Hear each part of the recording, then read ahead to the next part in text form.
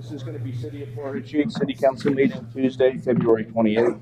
At this time, I'd like to stand and invite Pastor Ward for the invocation and remain standing for the Pledge of Allegiance. Thank you, Mayor. Father God, we again thank you for your love for us and for the grace to just be here today in Port Richey, and most of all to be able to just have the liberty and the opportunity to call upon you in Jesus' name. And Lord, we do pray for wisdom, protection, and provision, Lord God, for these troubled times. And Lord, we just ask you to help us by your Spirit to continue to make the best decisions for our city. And Lord, we just want to thank you for our city manager, legal counsel, Lord, and all our council and staff. And just pray that you watch over the workers and guide them, Lord God, with just your wisdom. And please continue to watch over our police and fire department, Lord. Bring them home safe. And thank you for just supplying all they need to do the best job. And Lord, we just want to ask you again for favor for our city workers. And Lord, keep floodwaters away. And we just thank you for the utilities operating and our decisions to be made on upgrading our streets. And just thank you for everything flowing together. Lord, just fill us with your knowledge and wisdom for the decisions to be made tonight. And we thank you for it, Father, in Jesus' name.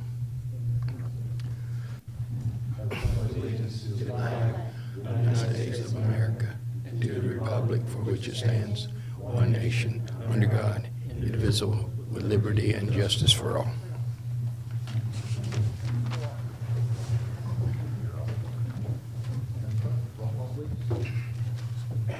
Mayor Scott Turnbull. Here. Vice Mayor Tom Kinsella. Here. Councilman Todd McClary. Here. Councilwoman Linda Rodriguez. Here. Councilman Bill Colombo. Here. City Attorney Nancy Myers. Here. City Manager John Duke. Here. Looking for a motion to approve council minutes. Motion to approve. Second. All in favor? Aye. We're going to open up commentary from the general public. I see there's more folks here than normal. So after I go through the list, anyone else who would like to speak, feel free to raise your hand and we'll get you up here. The first person that signed up is Pastor Leonard Lord. Welcome. Thank you.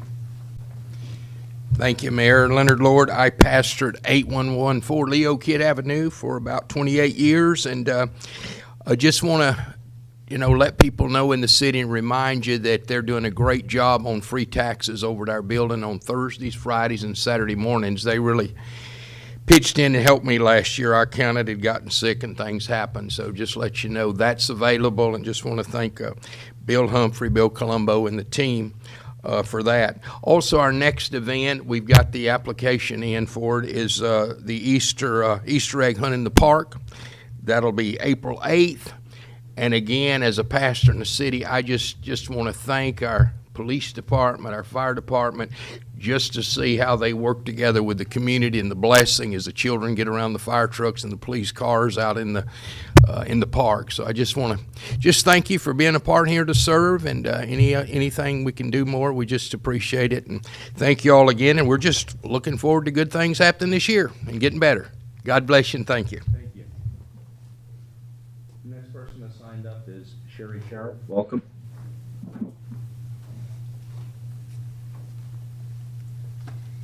Sherry Scher, 7802 Davis Street. I'm coming to you with a concern and disappointment over the dumpster at Whiskey River, which is in the middle of an empty field, so to speak, on a parcel that is zoned residential. I've complained about this dumpster for years, it seems like, since I first noticed that it moved from the side of their building to the front of the road, and I was told they were doing this so they could make some needed repairs. Then when I saw the concrete pad go up on that residential lot, I complained then, and I was told by Veronica, oh no, they can't do that. And I brought it up several times, and I kept being told, no, they can't do that, they can't do that. And then I just learned this past week that they were issued a permit to do that, so there it is. It's a permitted dumpster that shouldn't be there because it should be on the same parcel as Whiskey River, and it's not. It's on a residential lot that I see posted, not commercial. And it's an eyesore. every day. I drive past it twice a day. The doors are always open, dumpsters open, vultures everywhere. And I can't for the life of me believe that the people living right across from it aren't up here every day screaming about it. So it's my request that you please look into if this dumpster can be removed, put back where it should be. Thank you. Thank you. Next person is Mr. Dave Mueller. Welcome. Dave Mueller, 5439 Blue Point Drive.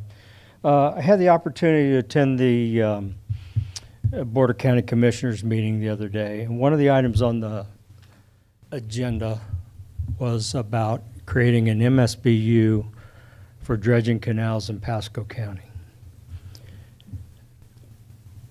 It was only going to tax residents that had water frontage. Port Richey was excluded from that. I was told by the mayor that we chose not to participate in that because there may be a better idea. I want to know what the plans are. I think a lot of people would, and understand why we didn't participate in that and why we couldn't have come along for the ride if they're going to invest in a large effort to get these canals addressed in this county. Do we have a better plan? Do we have a plan at all? I know that a lot of you up there have ran on dredging, and then this died a slow death, and now we're full steam ahead on the waterfront district, which I don't believe that's the priority. Priority ought to be infrastructure, and a lot of these roads, the water pipes that are, I get brown water all last week. This weekend I got it. I think there's times to focus on doing something that's a nice to have, and then there's other things that are a necessity. And I think treating that as a necessity is an important task, and I appreciate you guys looking into that. And I'd be interested, as well as the other residents, to figure out what plan you have in place. Thank you. Thank you. That's all that signed up. Anyone else here would like to speak? Raise a hand, please. Seeing no hands, we're going to move on to, I want to skip on to commentary from boards and committees. I see that we have at least two boards present, one on the dais and one, Mr. Roth here. Mr. Roth, would you like to speak about your board? I wanted to welcome you and invite you up. Carl Roth, 8031 Island Drive, on behalf of the Port Authority Board. Just wanted to give you guys an update on our current progress and what we've been up to. We had a meeting late January, and a couple things came up, so I thought I'd review those. There was a new marker 48 placed in the river. It was near Moonlight Bayou. I'm not sure how familiar everybody is with the river area per se, but it's where we're across the river from Newport Richey, and the river turns, and the markers are still there. But there was a new 48 set, and it appeared to be right in the middle of the channel, creating an obstruction. So we'd reached out to the city to find out if the city was involved with that, and Ashley told us we were not. And then we reached out to the county because the sign, all signage that goes in the river should have an identifier on who owns it, if you will. So we came to find out that it was Pasco County's sign that they had placed there, and it was placed incorrectly, apparently. So when we brought that up to them, they said they would schedule to have it relocated. It appears to be relocated now, and it's a little closer to 46 that's there. And so it's just different for boaters, but just wanted to make everybody aware that there is a new sign there. It appears to be in a better location, but it's new for boaters that haven't been up that way for a while. Second thing on the county, as you probably are aware, the parcel of property next to Whiskey River and near the hotel has been acquired by Pasco County, in particular Parks and Rec. And their discussion there is to initiate some type of ramp, and it's in the early phases. And all of us on the board have been around the waterways for a while, and it's a fairly hazardous area with the old Treadway, State Road 55, pier there, the old fishing pier, that obstructs the water, so water flows pretty rapidly in that area. Also, there's counter eddies that go in there, so if you're launching a boat, it could be a challenge.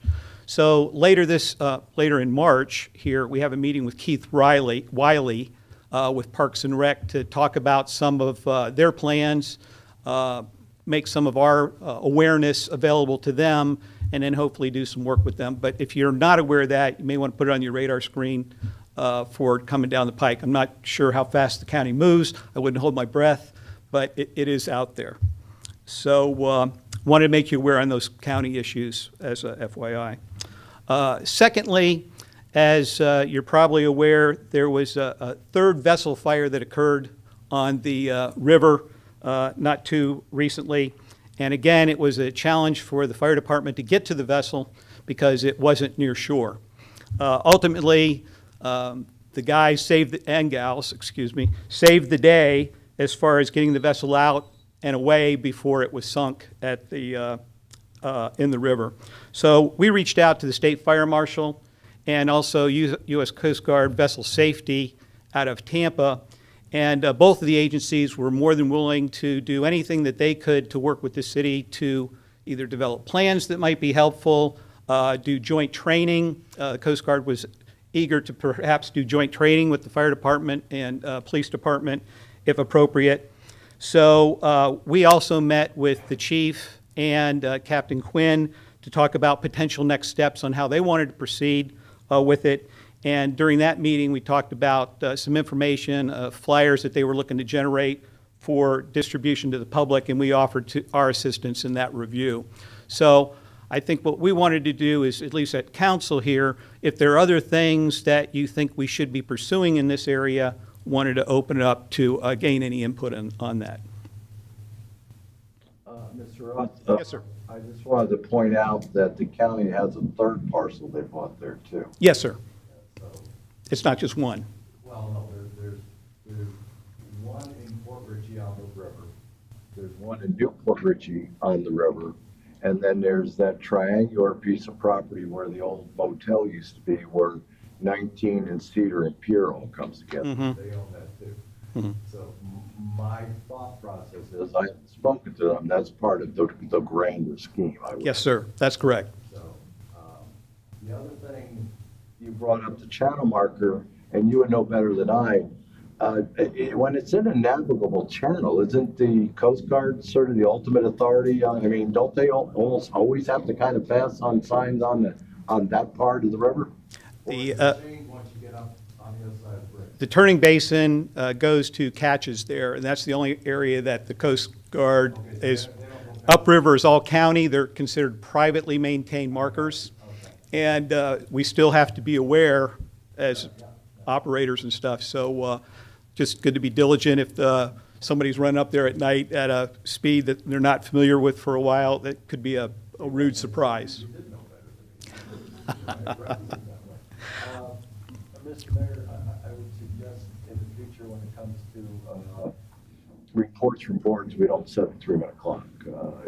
No, I agree. That's why I just let him just keep. Yeah, no, I understand that, but I just say, Ashley, in the future, Yeah. just don't bother, No, I agree. they're giving their report, and whatever it takes to give their report, Right. we give them the time to do it. No, I agree. I didn't realize that she had set the timer. I just heard the beep, so I just. I ignored it. No problems.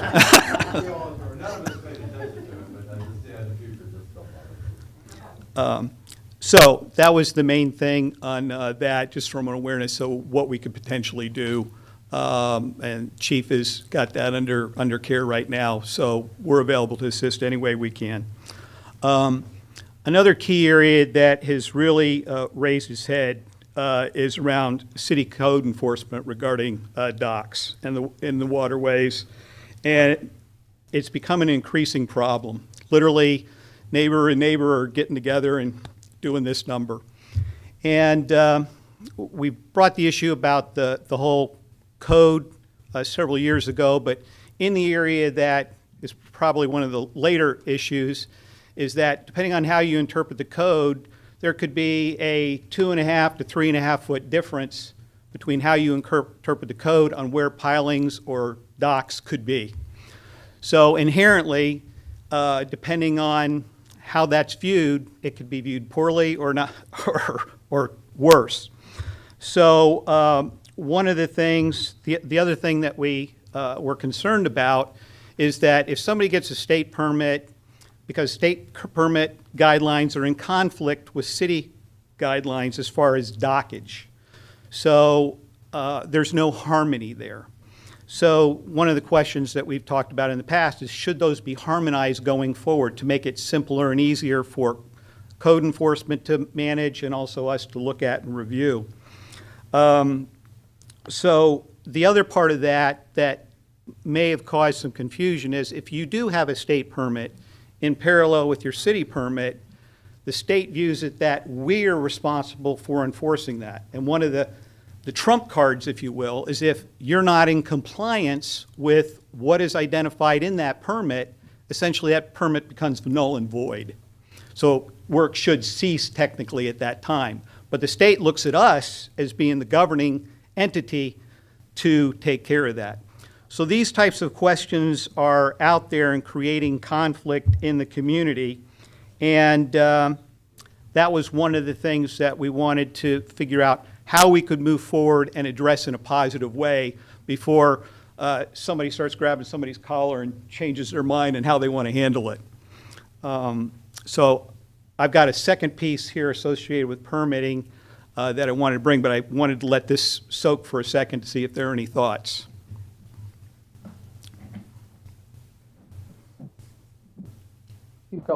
Okay. So the second piece of this had to do with, we had identified a licensed contractor dredging in one of the canals and basically throwing dredge material onto other people's property. We called code enforcement. They were able to come out, but since there wasn't a legitimate permit, they were unable to do anything. And by that time, the contractors had scooted off. A complaint was filed, provided the contractor's information, and no action was taken against that contractor, because I keep hearing from the government side that make sure you use a licensed contractor. But if a licensed contractor isn't doing legal work, do I really need a licensed contractor going forward? So some of the things that we've talked to the residents, sorry, Chief, is to say that maybe we should be calling 911 to address these issues so there will be a faster response on an issue. So then the police can see it and pass that information to code enforcement, because as a citizen, that's not good enough. So this is a critical area, because we can't police our community the way it sits right now without somebody calling the police to maybe do that. So this is a big area. This is a big concern that we have, and we need to know how you want us to proceed on this area. If I may, just for clarification. Yes, sir. The contractor was not licensed, No, contractor was a licensed contractor in the state of Florida. and he was caught doing, Work that was not permitted, illegal work. can we file a complaint against his license with the DPR? Did we? Again, I'm looking in your general direction, but maybe before you. To be honest with you, this is the first I heard of it. Okay. So now, I do understand that there was somebody doing dredging, but it was never seen by us. So unless we have pictures of someone actually doing it, because of the new state statute, you can't take anonymous tips. So once we get something and, pictures that we can act on, or code enforcement or myself sees it in person, then we can act on it. But with unlicensed, if he was unlicensed, we can turn him over to Pasco County. Pasco County has a branch that goes out after unlicensed people. But if you give me that information, I'll definitely follow up. It's on the complaint website. There are photos of the active dredging, and there's photos of the contractors' name tags and number on their vehicles that were at the location. I mean, wouldn't there be like payment, if this was a licensed contractor, I'm sure they have payment, and that they have probably a lot of proof that this contractor was there. I mean, I would assume, right, they paid him. Don't know. All we know is that there was a contractor there doing work and no permit.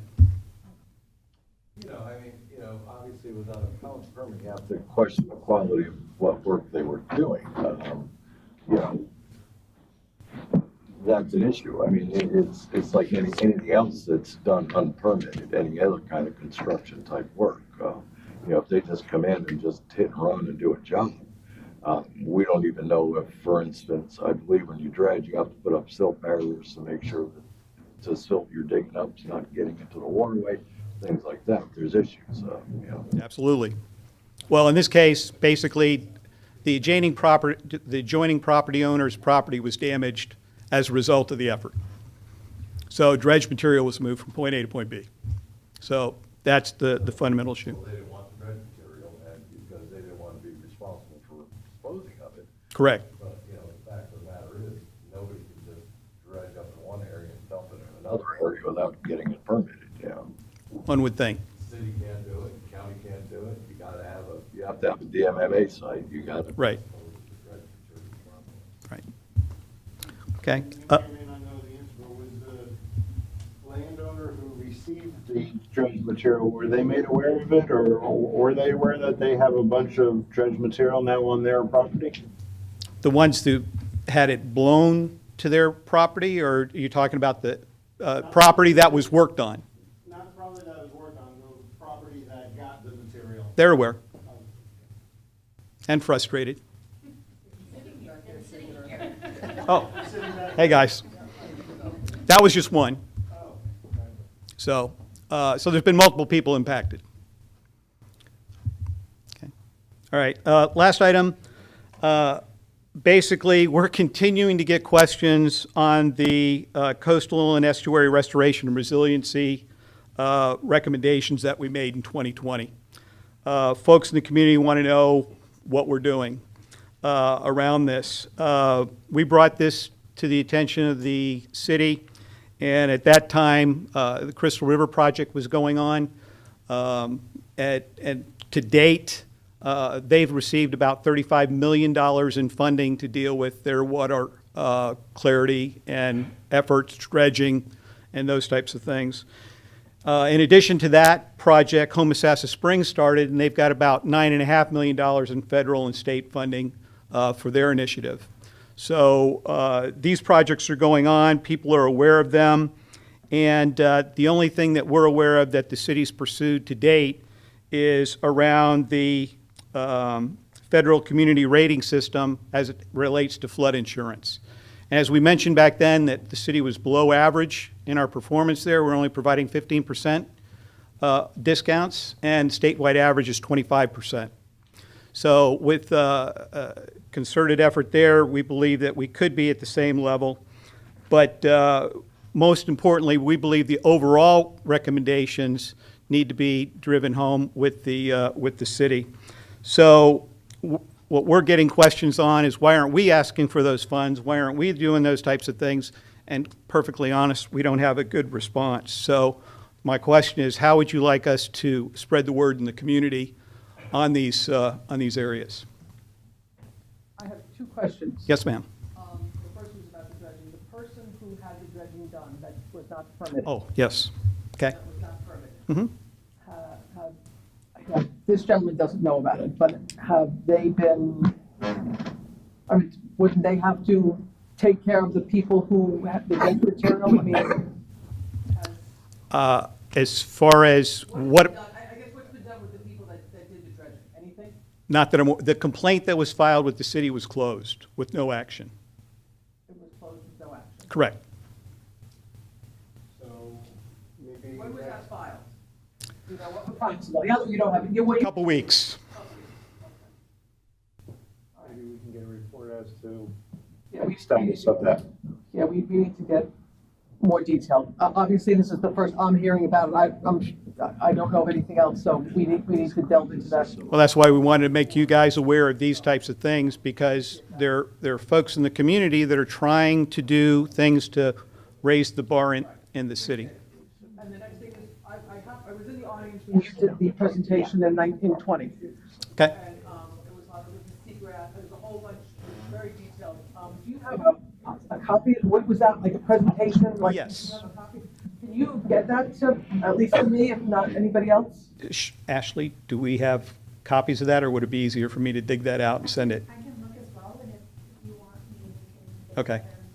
I was sitting, I was in the audience, I don't Right. have a copy of that, but I do remember it was quite detailed and lengthy, and I would certainly like to peek at that. Yeah, there's a lot of information in there.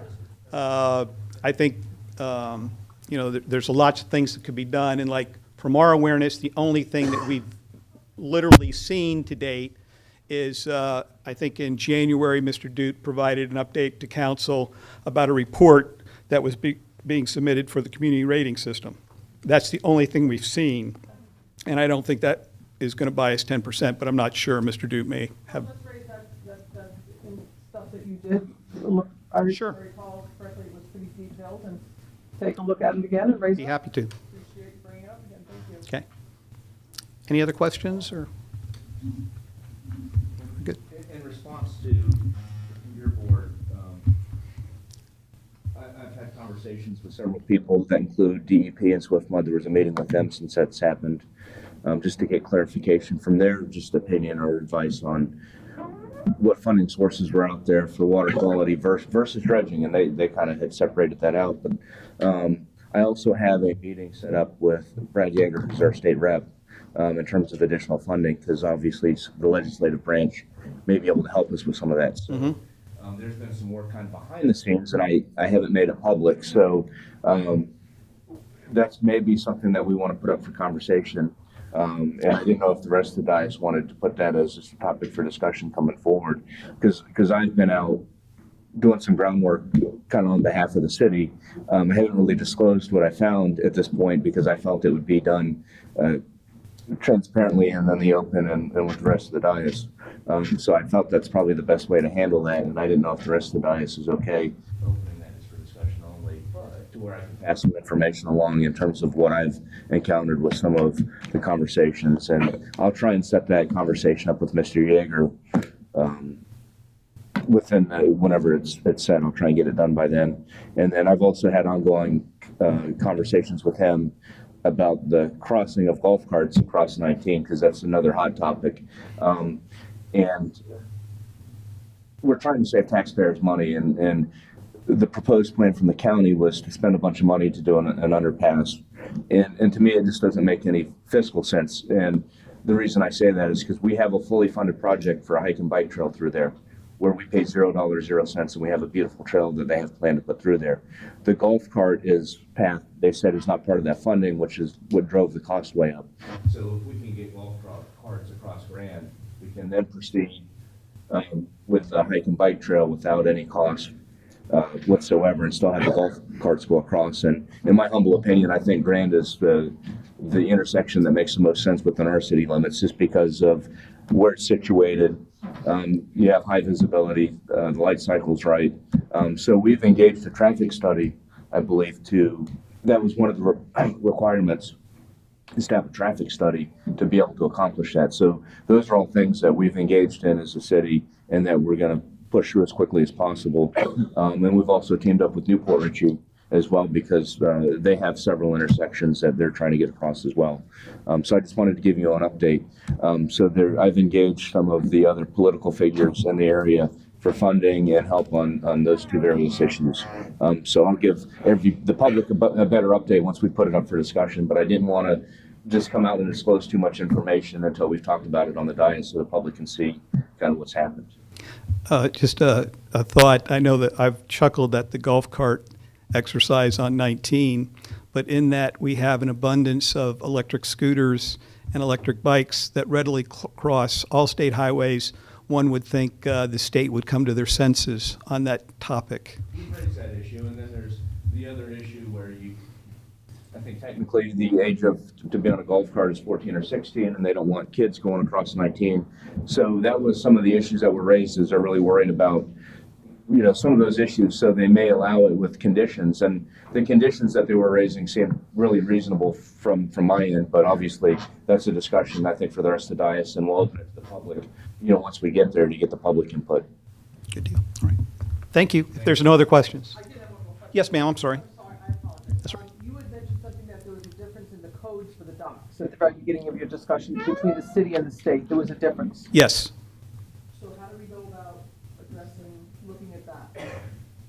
I mean, if there's a difference, we should look at that, no? Well, an example is the state has a 25% split on the canal where we do a 1/3 split. So that's one little tidbit, that's the kind of thing that's out there. So how do we as a city address that? Well, Or look at it to see if it's. you'd have to look at, and I know that there's areas of the city where I call them yacht wars, where that you're going out a third and now people are having bigger boats. And if you put the docks directly across from each other, there's only a third of the canal or channel left.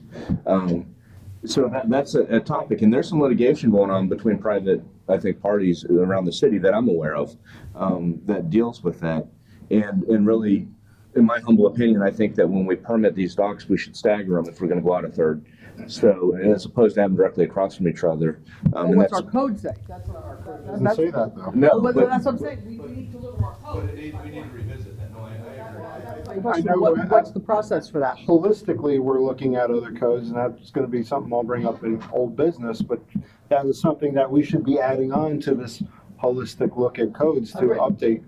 And that was why I brought it up, because I think we do need to look at that. So that's why I'm asking, what's the process? If I may, the one thing that's not clarified in the code, if you do go out that 1/3 and you get a 50-foot beam catamaran, all bets are off. Now, in some areas of different codes, they make reference that it's dock and boat. So you almost force the owner to say, okay, I've got a 14-foot beam vessel, and that's what's going to be here. Or you have to make you're forcing the building department to make a determination. They'll probably have a 25-foot vessel with a 7-foot beam. So the vessel is a critical component of any discussions you have. It's just something I'd throw out there. No, and I agree with that point, because that's the issue we're running into. And the only way around, other way around that, like I said, is to stagger docks as opposed to having them directly across from each other. So that was some of the things that I had discussed with, I know that there's some other citizens that came to me and they were in litigation, but both parties are within code. So, you know, the city's not involved in their litigation because everything was done up to code, but there's still problems with the canal. So I'm familiar with the issue that you're raising. I know part of the previous, request we had was for building department zoning to develop suggestions for fencing, as the case may be previously, and sheds. Maybe a good step forward is, with your buy-in, of course, maybe you work with the building department to develop suggestions for what is a good solution to our code from that perspective, for docks and boats and things, and what brings us more in line with the state statutes, which I guess would supersede ours. I'm not, maybe that's illegal, I don't know, but maybe, that's another, task and direction we can go, so we can add that to the others as we start updating our codes or reviewing them. We have information on past work that the board has done around updates to code, around docks, around parks, and around one other area I'm trying to remember. But it all had to do with making the city a little more inviting to people coming in. So we made recommendations on changes. We could certainly pull that out, and it would be a starting point, maybe refine. Would you put that with the other request I had, would you mind? That one would be a little more challenging, but I will look for it. Well, I understand.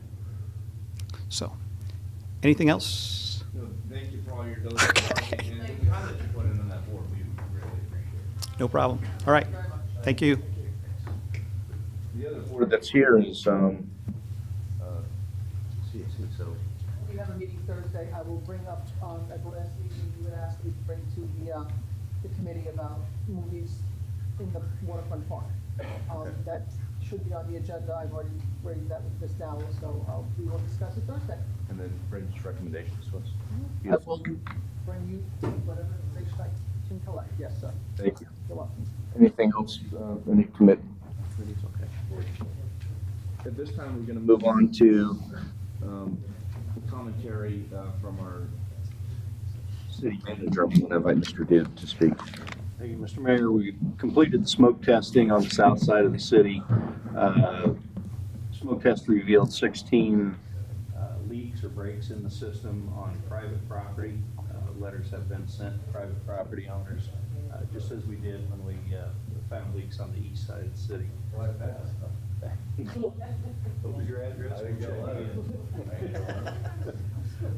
So that's It's worked. Yeah, that's moving forward. On public property, we only found one problem. We found a semi-blocked line, wastewater line. I say semi because nobody's calling a complaint that there's a backup,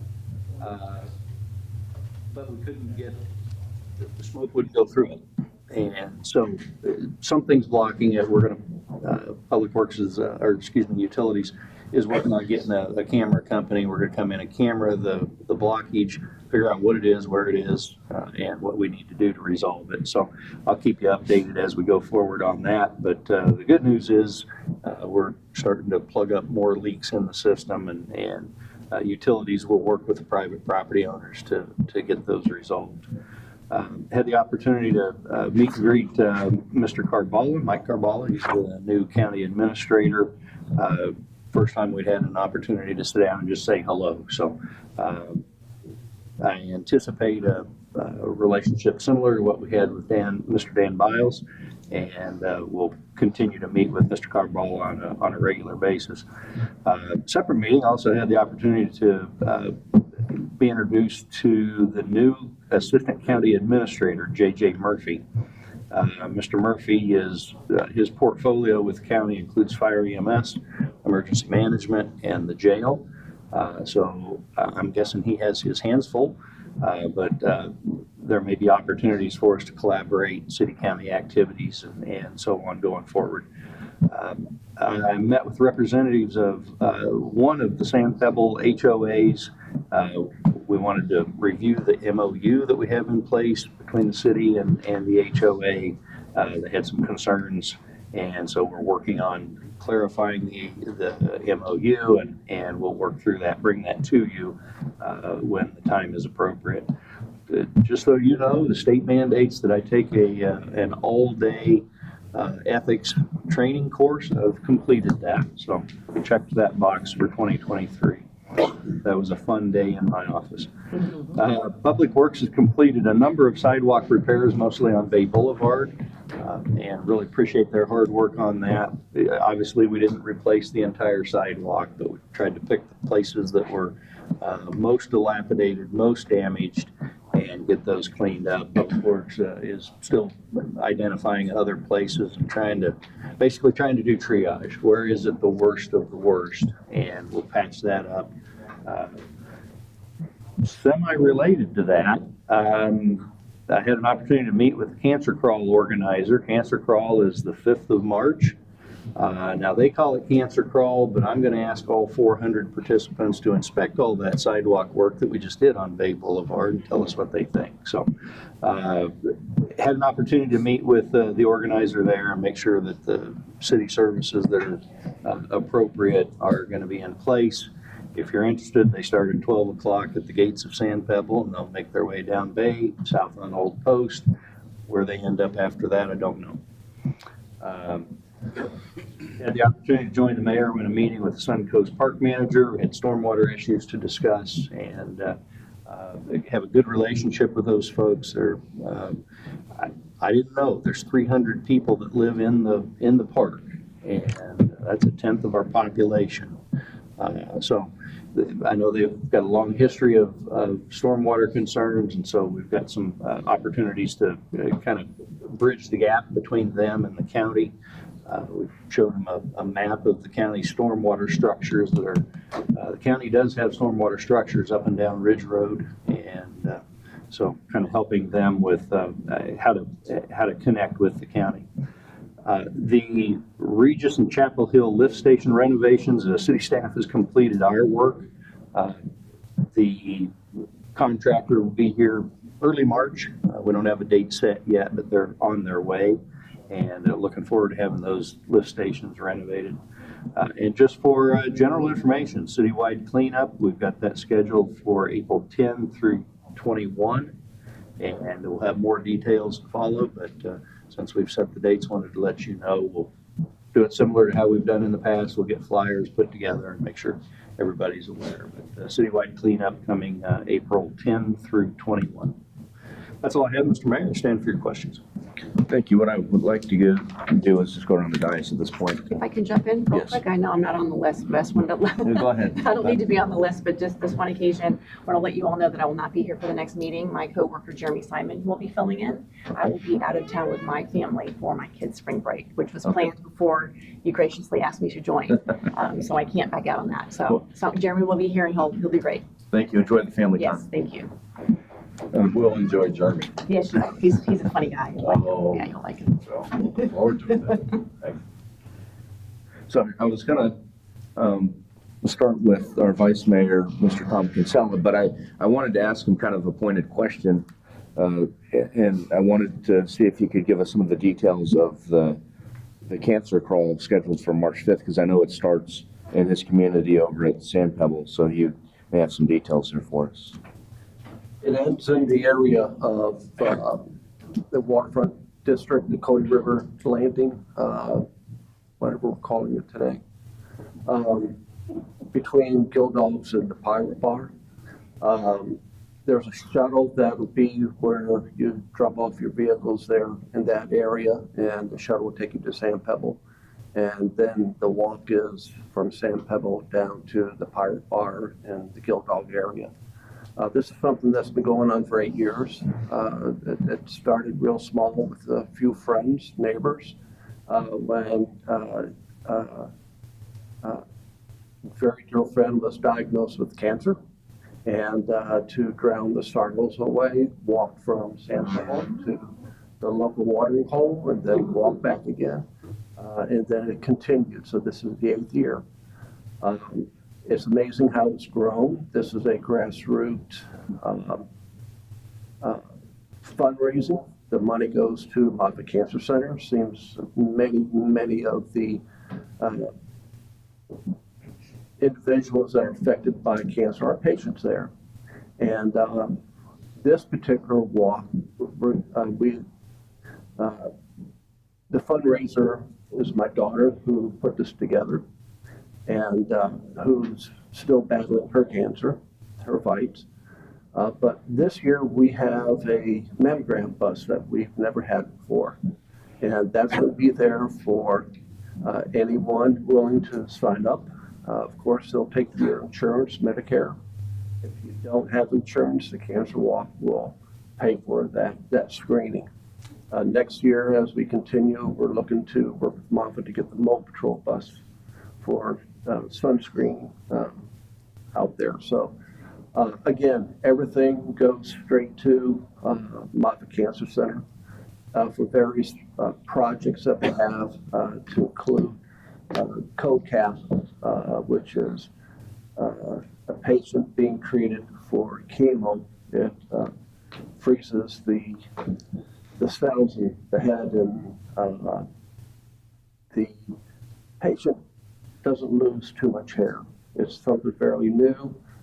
My daughter had that treatment and it was phenomenal, and a lot of the money raised goes to various patients who can't afford that treatment. So again, it goes back to something worthwhile, and we do take a look if there's anyone in our community that reaches out to her. We do work very closely with what we have here in our community. So 8th year, and I'm very, very proud of what she's done, and the recognition, and thank the city for being a very, very strong supporter in this. And everybody who's participating is strictly the local people here.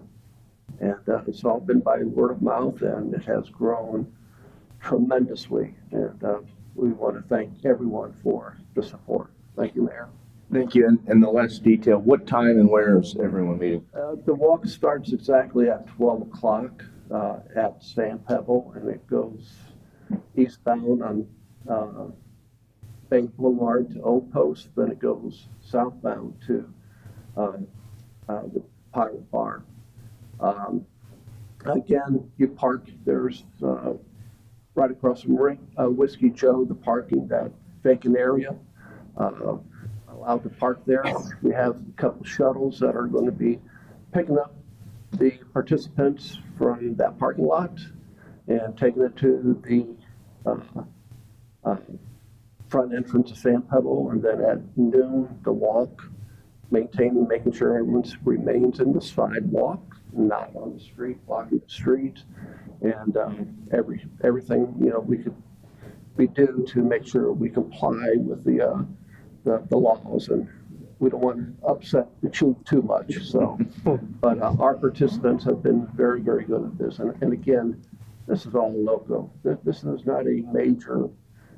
Moffett Cancer Center has what they call Miles from Moffett, which is a big corporate.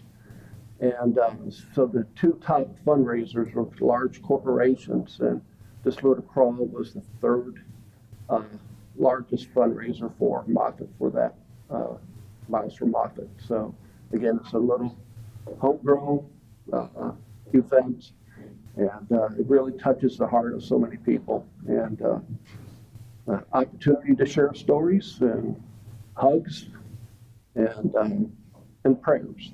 So hope to see y'all. Thank you for all the information. Thank That's you. a fantastic event. I appreciate the information on that. Did you have anything else? Yeah, a couple things. And I'm going to stay on top of it. I share with Mr. Duke again the Safe Street Planning Grant, making sure, you know, I know that these grants have deadlines. We have some money that the city can't take advantage of. I hate the idea of us losing any of that. So I really like to make sure that we stay on top of it, one of our next steps, and making sure that we move forward and we utilize that money that's sitting right there for us. And an opportunity, especially now, to improve our streets and sidewalks. Here's a great opportunity. I'll add that to the list of updates, but just for our edification, we have a meeting set with the funder. I believe it's next week, but coming up soon. The first step is working out the grant performance agreement. And so that's a conversation between the city and the funder, and then they will send us basically a contract. Once I have that contract, then that comes to you. And, you know, once you've approved us, I think it'll be the mayor that signs it, but we're on track for the Safe Street grant program. They set the meeting, they tell us, here's your meeting, and we'll work out the grant agreement. Once that happens, then we are ready to go to bid for a vendor to actually perform the work. And Pam's already put together bid packets. They'll be similar to vendor bid packets we've done for the vulnerability assessment. And so those are ready to go, but we want to get the grant agreement in place first. You know, make sure we're all, the city and the funder, we both know what we're going to do. So that's the next two steps. I know you didn't ask, but ARPA funds for street maintenance, you're going to hear from Mr. Holton this evening on probably the biggest piece of street maintenance intervention. So once he's presented, the purchase request is prepared, but I wanted you to here's what we're planning on doing before I bring you what's probably going to be a very large purchase request. Mr. Holton will fill us in a little later. He's on the agenda. So that is as directed by council. That's ARPA funds.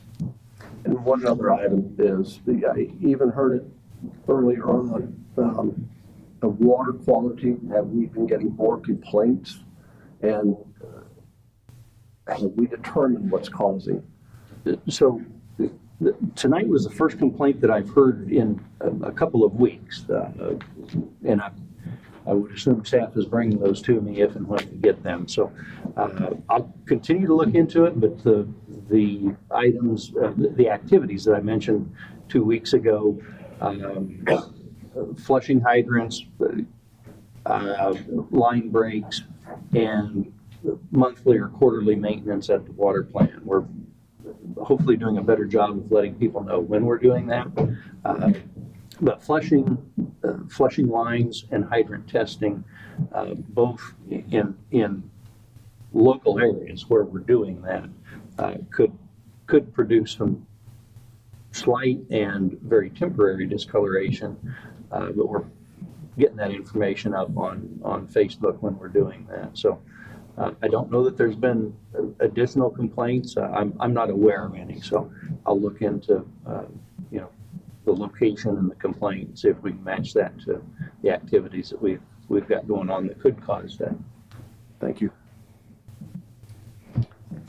Keying off of water quality, actually, my neighbors around me had a complaint 2 weeks ago that they had brown water for about a week based off of that. So we maybe want to look at some way to, one, get the message out that we're flushing lines, and I explained that to them, but I'm not sure what the duration is expected to see brown water, what is the right amount of time I should see brown water versus the wrong amount. I didn't even have the answer to that myself for that. So, maybe a little more information to that. We're looking in if there is a problem. Okay. Kind of switching gears a little bit. I know we heard a lot about code enforcement and the like, and we're pressing code enforcement. The property across from Oldsner Park, I understand, is county owned. They purchased it, knocked down the house. They haven't been cutting the grass very nicely. So I think the county should be a good representative of maintenance of properties and what happens if they don't maintain their property correctly. So if we could talk with the county and maybe encourage them to maintain their property, if it's owned within the city, I would appreciate it. Will do. There's one other in that neighborhood that we watch, and I addressed the one you're talking about, but the one just down the street, I did make a call to my contact at the county, and the grass came down immediately, so I'll make the same call, and we'll keep an eye on it. That's it for the new business stuff. I do have some items for old business. Thank you. I had several topics that I wanted to cover. One of them was the meeting at the Suncoast with the Suncoast Mobile Home Park management on stormwater. I think short term there's been some fixes, but long term, there's some work to be done there, which was discussed. But that's one of the items that's up and coming on the mutual or joint agreement with the county. And I just wanted to bring that up because I think we have that as an agenda item, or we should, that we've talked about, because the county reached out to us about the meeting on what topics we wanted to cover, and that was certainly one of them. So there'll be some more information there. Just to touch on the golf cart crossing, I wanted to know if we can get an update on that at the next meeting in terms of where the study's at, because that's really the only requirement or the only condition that we needed, from what my understanding is, to push that through to get the golf carts across. And that needs to be done sooner than later, because I suspect that when we get that study back, that they're going to suggest that we want to paint certain lines, that we have to put certain lights up. And there's going to be certain things for us to do. But the sooner the better, because really it's the safety of the public and our public and our citizens and the public in Newport Richey and the county. There's an increasing demand for people to want to use golf carts. So I think we need to accommodate that as quickly as possible. If you're okay with that. Yeah, I'll visit with Ms. Mans about that, get an update. And then one of the other things is I did attend the county commission meeting, and I've been following the dredging very closely with the county to see how it fits in with our needs here. Certainly, there's no doubt that there's a great need for canal maintenance and to address water quality issues here within our city limits. I think there's different ways to do that. One of the concerns that I had with the MSBU that the county set up is they said that there would be a 10-year payment plan that would be an assessment to everybody involved, but they didn't give an amount. So that certainly would make me very nervous that, they're voting on assessing people, but they don't know how much they're assessing. So that was one of the concerns that I had. That having been said, what I wanted to know is if we set that up for discussion, whether or not we could get the materials from the county because they did have some very good materials, and they have done a lot of work on the dredging for their area, and I think we can work off of some of the materials they have. They certainly have, I think they had Centec that put it together for them. They did the presentation. So we have a familiarity with the company they've used as well. But I think the county would probably be willing to work with us in terms of giving us some materials to at least have a discussion off of. Okay, I'll track that down. As long as everybody else is on board with that. Any issues? Okay. And I believe that's all I had. I was going to pass it to Councilman. After boards and committees and everybody else, I think pretty much everything's been covered. That I might have wanted to bring up. I would like to reiterate the event of the Cancer Crawl is both in its increasing scope over the years and the dedication of course, your daughter and others is really nothing short of amazing. It truly is. It's a credit to the people involved, your family, and others, I'm sure. And it's a good thing for the community. It's a good thing for our city to be doing it. I'm glad to be part of a city that's helping from our end to help with that project. So that's The city's been very, very supportive, and we thank the city, the fire department, and the police But department. just watching it grow over the years has just been amazing. Really. And just to share, Newport Richey has approached the past 2-3 years if they would bring this to their city, that they have a larger park, they have better facilities, and they went on and on and on. And the decision is, it started in Port Richey, it will remain in Port Richey. We'll just keep growing it in our waterfront district. Councilwoman Rodriguez. I did want to bring up about the codes. It hasn't been on the last couple of agendas. We had asked to have the building department to review those and get that back to us, and nothing has been on the agenda regarding the fences, sheds, and if we can add the dock waterway issues that's come up. I know that all can't be done at one time, but I want to keep that on the forefront. That's been ignored for a very long time, and I think we need to address that and continue to address that, and it's not been on the agenda, so I would appreciate it if we could move forward with looking at those and bring those forward, please. And I want to support what you're saying, because I noticed that as well, and I was kind of looking for it. But I think on the dais, we also talked about a strategic plan, and I wanted to put that back on there to. We did get one. I saw that. And that was a question I was gonna ask at one point, like, how did that come about? How did that get, and I haven't been able to speak with Mr. Jude about that, so. But when you're ready, I think it's still a topic for discussion, because Absolutely. we have a lot of development, we have a lot of issues coming up in the city. In terms of city stability, I think we're ready to shift gears and do some different things within the city. But we really need a strategic plan to have direction on how we're gonna do all this. Well, what was given to us was a really good starting point, and I think we need to, look at that, evaluate that, build on that, and move forward with that, so. What you received in your packet is our existing strategic plan, which someone had asked for. So I put that in there so that everybody has it. That's your plan for right now. It's also. Who developed that? I don't, that was 10 years ago, or Okay. 12 or 15. Probably Bill, back then. But, the process is similar to other things we've done with consultants. We've put together a scope, what we want done, put that out to bid, and hire somebody to do that. And if you notice the dates on the strategic plan, it's time to renew that. So this is the year to do that. But I wanted to put that in there, so you may not have ever seen our strategic plan. It's an interesting read. It is, it's not very granular. It has some big ideas and kind of vision of where we want to go. Some of them contradictory. We want a whole bunch of stuff, but we don't want to pay for it. Or we want to keep our taxes low, but how do we buy the stuff that we need? So that's the kind of stuff that we wrestle with when we put together a new strategic plan. But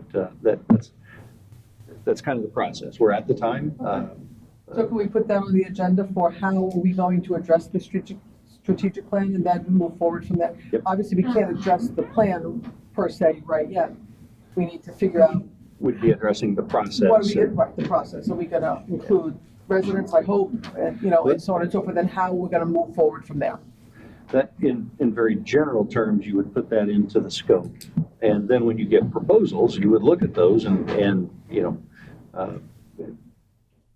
evaluate them based on, is the vendor telling you they're going to engage the community? They're gonna have so many community meetings, they're gonna do these activities.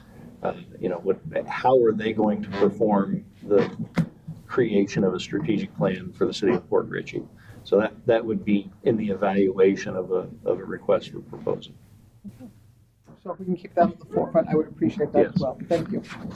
That's all I had, sir. Thanks. I think that closes out all the commentary. We're going to move on to the consent agenda. Looking for a motion. I just have one question. Before we go, we have a motion. Do we have a second? Second. Before we vote, I'd like to open it for questions. Just a quick thing, all these, the new Port Richeys and counties, that's all sewage, or is there any water in there? I'm not sure if there's a water in there. Sewer. I'm seeing, it just seems like the Broad, I don't know, it looks like I'm seeing something there, I don't, Broadway? 3 months, okay. New Port Richey Broadway?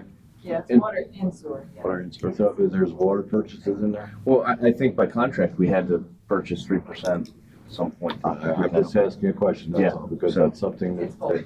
It's both, she said. because that's something that tends to be an issue around here every now and then, is if we're buying water, people want to know. And the water department puts out a monthly report that shows your water purchase. I don't have numbers in front of me, but they've been fairly minimal. In fact, maybe not at I times. don't know, I don't know when the last report we've gotten. Okay. Like I said, what's up on the website, the latest report's up for December, there's nothing after that. Okay, I'll get you the latest Department report. reports, and that's the other thing. Okay. For people who are interested in department reports, you do have a link right on the front of the city website that links to department reports, but I haven't seen anything for calendar year 23 come on yet, so. We'll fix that. Okay. We have a motion second. We've had some commentary. Any reason for the public to comment? Show of hands. Seeing no hands, let's put it to a vote. All in favor? Aye. Any opposed? Motion passes. Move on to council business. We have a presentation of Reclamite paving process by Pavement Technology Incorporated. And that's going to be passed over to Mr. Dew for introduction here. Thank you, Mr. Mayor. As directed by council, staff has been working on how do we maintain our roadways? What do we do to maintain our roadways? In that pursuit, we conducted a street survey that graded all of the roadways in the city, everywhere from very bad to almost brand new. Using that street survey, we then went out and identified possible, not only identified on our own, but using the street survey itself, the iWorks work, to identify what is an appropriate methodology to maintain a road that's graded at a 2 and a 4 and a 6 and all the way up to brand new. In that process, we became aware of Pasco County's efforts to do the same thing. They use a little different process to grade their roads, but it's all the same outcomes. They grade their roads, the roadways that are appropriate for a particular maintenance methodology, they contract for that. And so as staff and I continue to look at that, it became pretty clear to us that we had an opportunity to utilize the same methodology that the county is using for roadways that are appropriate for that intervention. There's a number of different interventions or maintenance techniques to utilize, and you have to make sure that you're using the right technique for the right condition of roadway. Doesn't do any good to put Reclamite on a roadway that needs mill and overlay. It may not make any sense to do a high intensity maintenance on a brand new roadway. So what what I've asked Mr. Holton to do is to identify, using our street survey, to help us identify which roadways are appropriate for the same process that the county used on their roadways. Staff and Mr. Holton and some others from his team have worked diligently on this. They've actually come out and compared the street survey that we have to their own visual inspection of driving the road, so that if iWork said it was a 6, they know what that looks like. If iWork said it was a 14, they know what a 14 looks like. And eventually have come to the point where I'm ready to purchase a whole bunch of service for the roadways that are appropriate for a reclamite maintenance intervention. Before I bring you a very large purchase request, I asked Mr. Holton to come join us and explain exactly what it is that I'm hoping to purchase. I'm not an asphalt expert. I'm not an asphalt maintenance expert, and this is going to be a lot of money. And it's going to cover a lot of our roadways in an appropriate manner, but I didn't want to have to try to explain the maintenance technology, the maintenance methodology, the how, where, why. So Mr. Ken Holton has spent a lot of time with us, spent a lot of time in Port Richey. He's with Pavement Technology, and I asked him to come and present to us. Mr. Holton, thank you for being here. And just to clarify, this is a non-action item. This is That's correct. This is Until next time. Yes. 2 weeks from now, I would expect to have a purchase request in front of you, but I want Mr. Holton to explain to you what I'm trying to buy. Thank you. Good evening. Good evening. Thank you. Thank you, Mr. Mayor, City Council, and staff. It's an honor to be here and help your Public Works folks to explain what we do, why we do it, and we'll try to make this simple and painless for you. Appreciate the breadth of information that you guys have to cover at meetings like this. And as I introduce myself, you'll understand why I say that. We're talking about pavement preservation, Reclamite. It's a maltine replacement technology for asphalt roadways. You've probably never heard of a maltine before in your life, is my guess. But you've been using them your whole life, is also my guess. If you've driven on, walked on asphalt, they're there. And that's what it is. We're going to basically be talking about changing the oil in your roadways. You change the oil in your car to prevent damage to your engine. We're going to talk about changing the oil in your roadway, or actually rebalancing the oils in your roadway to keep those asphalts flexible and adhesive like they're supposed to be. So I'm going to introduce myself. I'm Ken Holton. I was a city engineer for 24 years before leaving the city, and after leaving, I've continued to do pavement and asset management in a number of fashions. So I brought a consulting company to Florida to do specifically pavement management services, and now I'm with a contractor, Pavement Technology. The picture there is a piece of software that actually is a modeling software for how products extend the life of roadways. Do they work? Do they not work? And as a city engineer, I was very involved with this software. It was a large software that the Departments of Defense actually use for airfields all over, bases, military bases all over the world. We met with just agencies all around the world just to calibrate this kind of a model, so that we knew that when we're putting a process on the road, we knew that it was actually going to work and do something beneficial. The APWA roadway maintenance guide was updated here a couple of years ago, and they asked me to be a contributing author to that as well. And so that's just that next little book right there. You can go ahead. So what are we talking about maltines? Maltines are already in your asphalt. Reintroduce those into the roadway, okay? All right, these are some of the agencies that currently in Florida use this process. And again, these are just some of them. The list is very long. We work for hundreds of clients in 13 states. The pictures there, that's the actual truck putting the material on the roadway. So it's a very quick, simple process from the public's point of view. Okay, go ahead.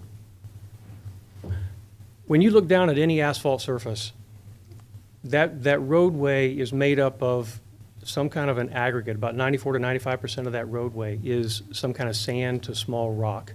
It's held together by the asphalt cement. That's about 6%. That's the binder. Go ahead. All right, and so that's the asphalt cement. One more. When you break that asphalt cement down into its individual components, you have maltines, which are the light oils and resins, and then you have asphaltenes, which are the hard, dark parts, which give the binder its body. What we're talking about is the maltine fractions. You can get one more. Not the asphaltenes. Go ahead. This is your survey. This is your city and your street conditions. So what your Public Works Department asked me to do is come over because we were working in Pasco County. They said, is this something that would be appropriate for our network? We've recently had a study done. iWork had done a nice report for you. And if you look at that chart, the graph, the bar charts on the right, and hit one more, their curve is the one that was there first. Your curve looks like this. What we need to do is attempt to gather more remaining service life for your streets and shift this curve to more match theirs. So go ahead. One more. And so this is what we're going to try to do with our process. We're going to add remaining service life to roads that you have and get you back into balance with where you should be. This will get you into a healthy position as you begin to maintain that roadway asset. It's one of your largest assets. We need to take care of it. All right, go ahead. If you look at a standard deterioration curve, it doesn't matter what this is for. This could be your roadways, this could be a facility, this could be your automobile engine, doesn't matter. Go ahead. If you start preserving it as it's early in life, which we will do on some of your roadways, you actually get a life extension of a much better condition road a lot longer. That's excellent for the public. Go ahead. If we wait a little bit, like we will on some of your roads, we're going to catch them at a more of a midlife. You get a little less benefit, but nonetheless, it's still benefit. One more. All right, now go ahead and build. There are 3 more hits on this slide, sorry. All right, so you can see that you actually get a little more benefit the higher up the curve you get. And so we're going to be able to help some of your roads 2 or 3 years, some of them 3, 4 years, some of them 5 years. And that's adding remaining service life to your asset. If you think about all the assets that you maintain in the city, your water, sewer, streets, everything that you have, facilities, police cars, it doesn't matter what it is, all right, that thing is deteriorating on you from the day that you bought it, all right? It's kind of like standing in the bottom of a hole and you're trying to shovel sand up to the top of that hole faster than it's coming down on you. That's going to be a budget issue. That's going to be some kind of a balancing act that you have to do. That's why you guys meet and look at the budget and then allocate that budget appropriately for the sand that's coming at you the fastest or the one that's the most important. You don't want those glass balls to fall, right? Go ahead. Yes, sir. Off this slide, I wanted to ask you a question, but I don't want to interrupt your presentation. You're fine. So what I wanted to do is see if we can spark that and come back to it. Okay. I wanted you to be able to do your presentation first. Sure, I can stop anytime, if you'd like. Because one of the questions that ultimately that I was going to have for you is when you look at this graph and you see that there's different, obviously benefit to your product and this type of road maintenance. At what point in time on that bell curve is the cost benefit better for mill and overlay or other types of road maintenance? We will, and Sal and I did a lot of ground truthing of your roads, so I'll start there. We stopped the remaining service life road, so everything was a 20-year anticipated life cycle. When we got down to an RSL, Sal, help me out, about a 6, some of the 6s, and I'm going to say some of them, were still appropriate to extend the life in this fashion. Okay, you would not have to mill and overlay any of the roads that we're going to touch. All right, there were some roads that you do have that are outside of where we believe you're going to get benefit. So those would be the ones that would start to come on the list for mill and overlay. I don't remember, Sal, driving around. Did we find any that needed complete reconstruction? Yeah, there's obviously segments of roadway that do need everything, everything from mill and overlay and other processes. But when looking at the the report by iWork, we investigated everything down to a 6, and right down where the 6 RSL level was, a lot of those roadways fall under this type of process to extend the life of those streets. Obviously, we wouldn't do this to anything that requires, actual work. But we don't have the costs for how much a mill and overlay would be as opposed to, this process. This process is much, it's much beneficial. It's cheaper than.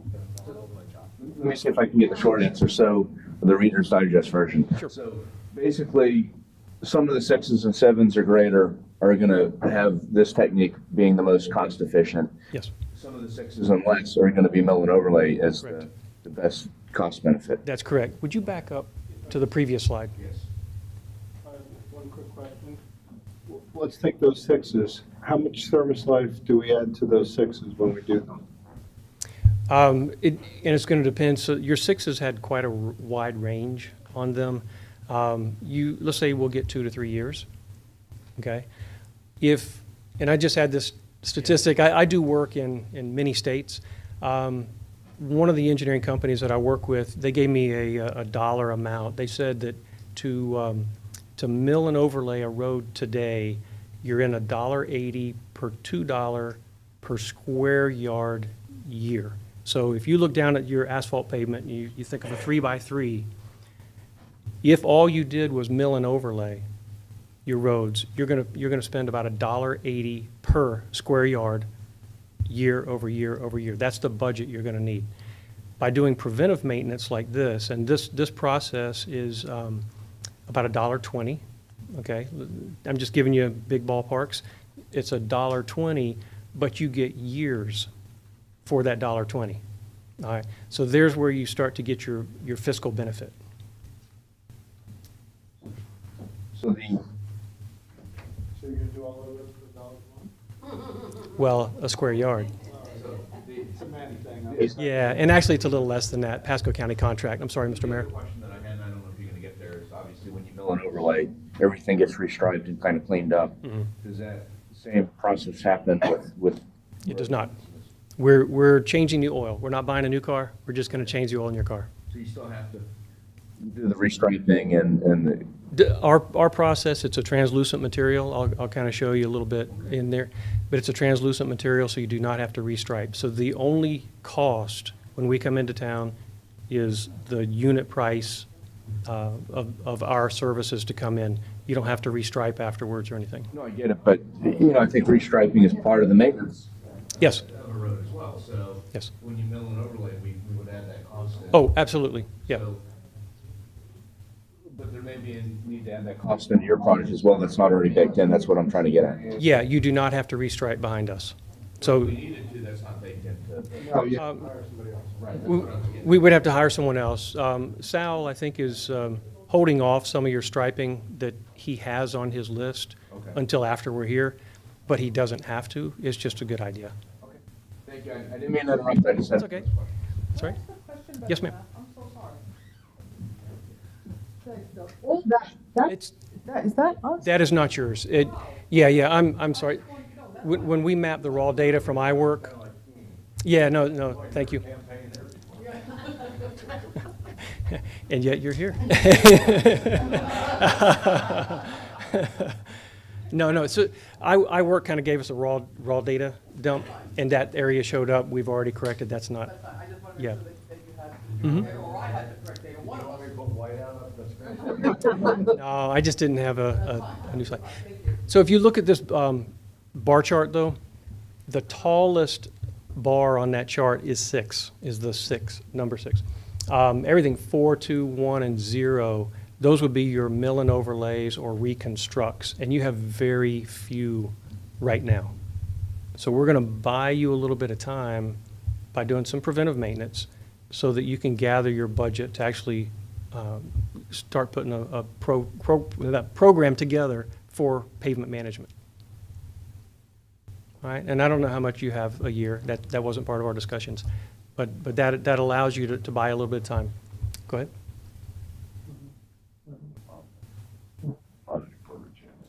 All right, in your packet, there is this report It was actually a master's thesis done by one of the city engineers that we work for, Joe Vitale. And what he did was he looked at his roads with just mill and overlay, which we're talking about. So mill and overlay, and then let it go to deterioration to where he has to mill and overlay again, or doing some preventive maintenance. And I know you're searching for it, but it's in there. It's only about 7 pages long. It's a very easy read. All right, so hit it once. This was the deterioration curve that he was finding in his agency. He was getting about 13 years life on his asphalt roadways. Hit it one more. By adding preventive maintenance with actual reclamite, what we do, this is the curve that he saw. So it was a much slower deterioration of that roadway. And he was actually able to get 21 years out, okay? And he summarized that, which makes a lot of sense, I hope, to you guys, fiscally. One more. So if he added up the costs, now these costs are old, but if he added up the costs of paving the road and then dividing that cost by 13 years of life, he was actually having to spend 92 cents per square yard per year. Now remember, I told you today that's $1.80, all right? And if you added the price of reclamite in there, which everything's relative, he was having to spend 65 cents per square yard per year. He was actually extending his budget or saving on the major maintenance 29% when we did the math. So 29% of your budget you actually have to spend somewhere else as long as you put the right treatment, the right place, the right time. Okay. So the question, are we apples to apples? In other words, if you did a study in Michigan, for example, the road maintenance would be vastly different than what we deal with down here. Yes. Is this a Florida study for Florida roads? This was Atlanta.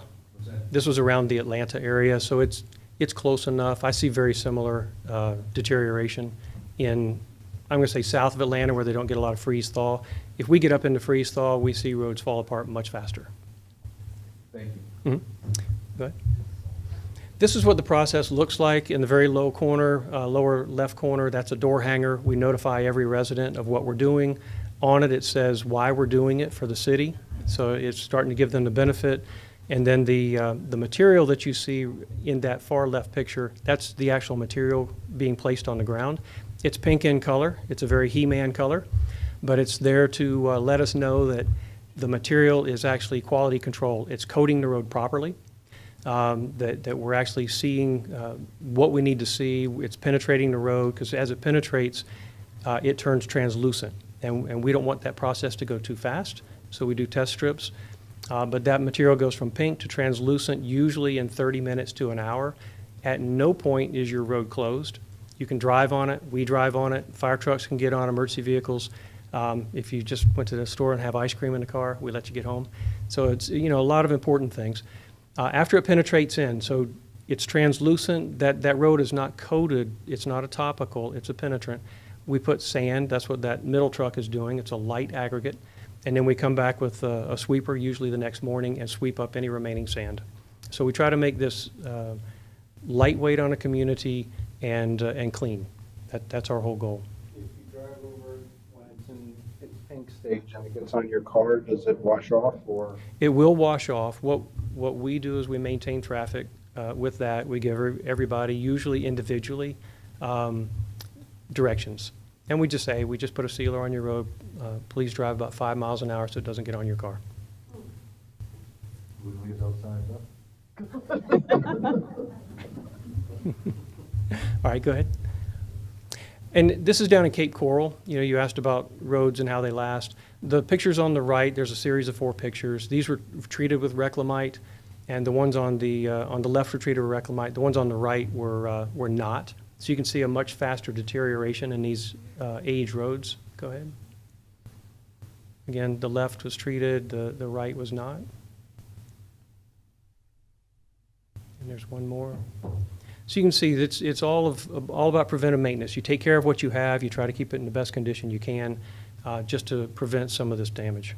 Can I ask you a question on this type of road maintenance? Is there an impact in terms of the volume of traffic? Because we have some roads that we probably haven't touched in years, but there's not a high volume of traffic that go down some of our roads, right, versus others where we have just massive volumes of traffic on a daily basis. So is the maintenance that you're proposing, does it matter how much traffic you have to maintain those types of roads? All the roads that we drove are great candidates.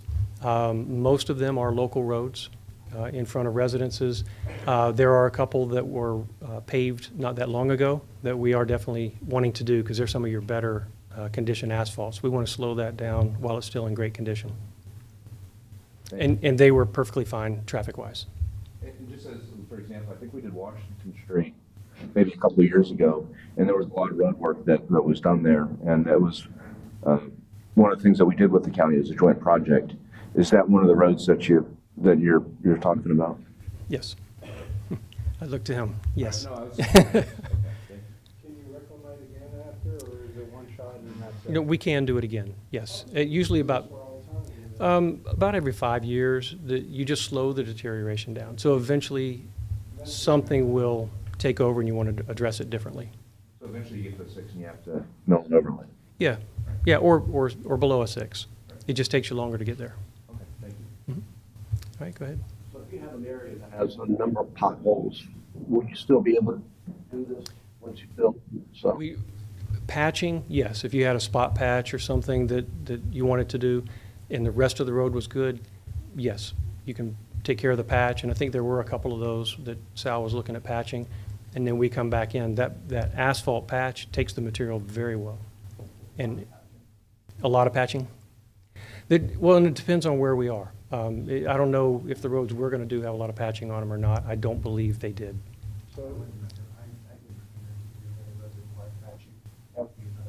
Only Duke, because the whole city's patchwork quilt from Duke. I mean, just down my little street, I've got 4 patches. That street hasn't been done in 25 years since the sewers were done. So.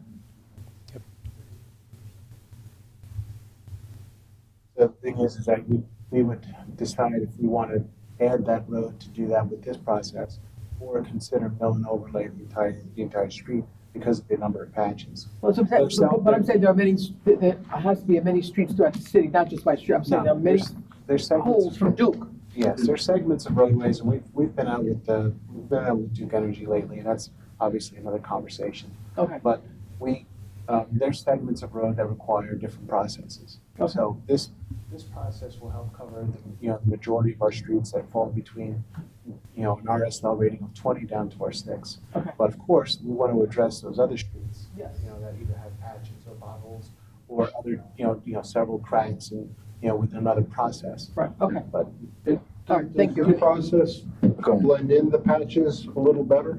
No. It's translucent. Now, every patch, as you know, asphalt's going to gray out. So as ugly as it might be right after they patch, within a year, it's going to have grayed quite a bit. And within a couple of years, it's probably pretty close to where it was before. It's just a little smoother. One of the things that I was going to ask is, are we going to have alternative, because obviously this deals with a certain type of maintenance, and there's a cost benefit.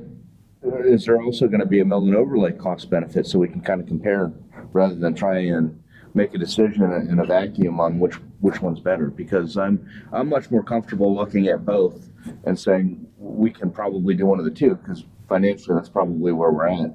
And if that's the case, I think that we should develop both to determine what direction we're going to go. I don't think you'll be able to afford mill and overlay for as much as you're going to be doing. No, what we're looking at, there are streets that need to be milled and overlaid. Sure. But they are not the same streets that we're talking about for reclamite. Now, if you want to mill and overlay a street that doesn't need it, it'll be a beautiful street, but mill and overlay is fantastically more expensive. No, that's not where I'm driving at, because you're going to have enough money probably to maintain some of our nicer streets. But we have other streets that just need to be mill and overlaid. I mean, there's just no other way around it. And that to me seems like to have the greater need is the ones that have deteriorated to the point where we're going to have to do that. Well, I'd rather save the roads we can save. What iWorks told us in their report was anything that's beyond saving, that's a special project. And for them, it was 2s and 4s, I believe, if I remember their verbiage correctly. You're not going to save a 2. You've got to rebuild the road. So some of the 4s probably are appropriate for mill and overlay. maybe up to a few of the worst of the sixes, whichever ones, right, Mr. Holton says my product is no good for that. So that narrow band,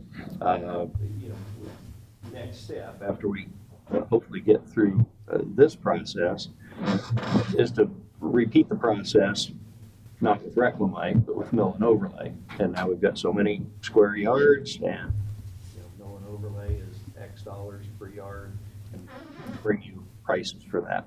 Yeah, I was trying to figure out if we can do both. That's why I wanted to. Oh, monetarily. Yes, Funding, yeah. funding wise. Because we have I think $750,000, and I want to stretch that as far as we can, not only short term but long term. And I think that you have to kind of put all of it in front of us so we can decide what we can and can't do. I think you'll be able to save some and then start whacking out the 2s and 4s overall with that money, because asphalt's through the roof right now, so you're not gonna be able to knock all your 4s out. Yeah, but it's not getting any cheaper, so at some point you're gonna have to do it. We gotta come up with more money in the next few years. Yeah, but we have a nice chunk now and we're a small city, so I want to see how far we can make it go. I'd rather save the roads you can save. Well, I guess the question is, do you save the roads that you can save, or unless you live on the street that's a 2? Right. If you Well, I live on the get street that, that's a 2, then why are you We're doing gonna a have money 15? to address the 2s, it's where we're gonna break is the 4s. We don't even know yet exactly what roads we're looking at here. I mean, Right. bottom line, I think what you're looking at, if I'm not mistaken, is high traffic, high quality roads. Bay Boulevard, Oh, Washington. yeah, we didn't get that far, you're right. Yeah, Old so I mean, posts, those types of roads. yeah, Yes. those, the ones that are in good shape and have high traffic, and that's gonna give you your best payback. But we don't know how much we're talking here. I mean, the figure you're saying, when you talk at the old grand scheme of getting every road in the city in tip-top shape, is a drop in the bucket. I mean, it's nothing. I mean, it's a long-term project, and that particular pot of money that you're talking about right there is just a start. No, I understand that, but And then we have to decide where we want that start to be. But I want it all in front of us so we can make that determination. I'm not disagreeing with you, Okay. but right now, I see this as the explanation of a process.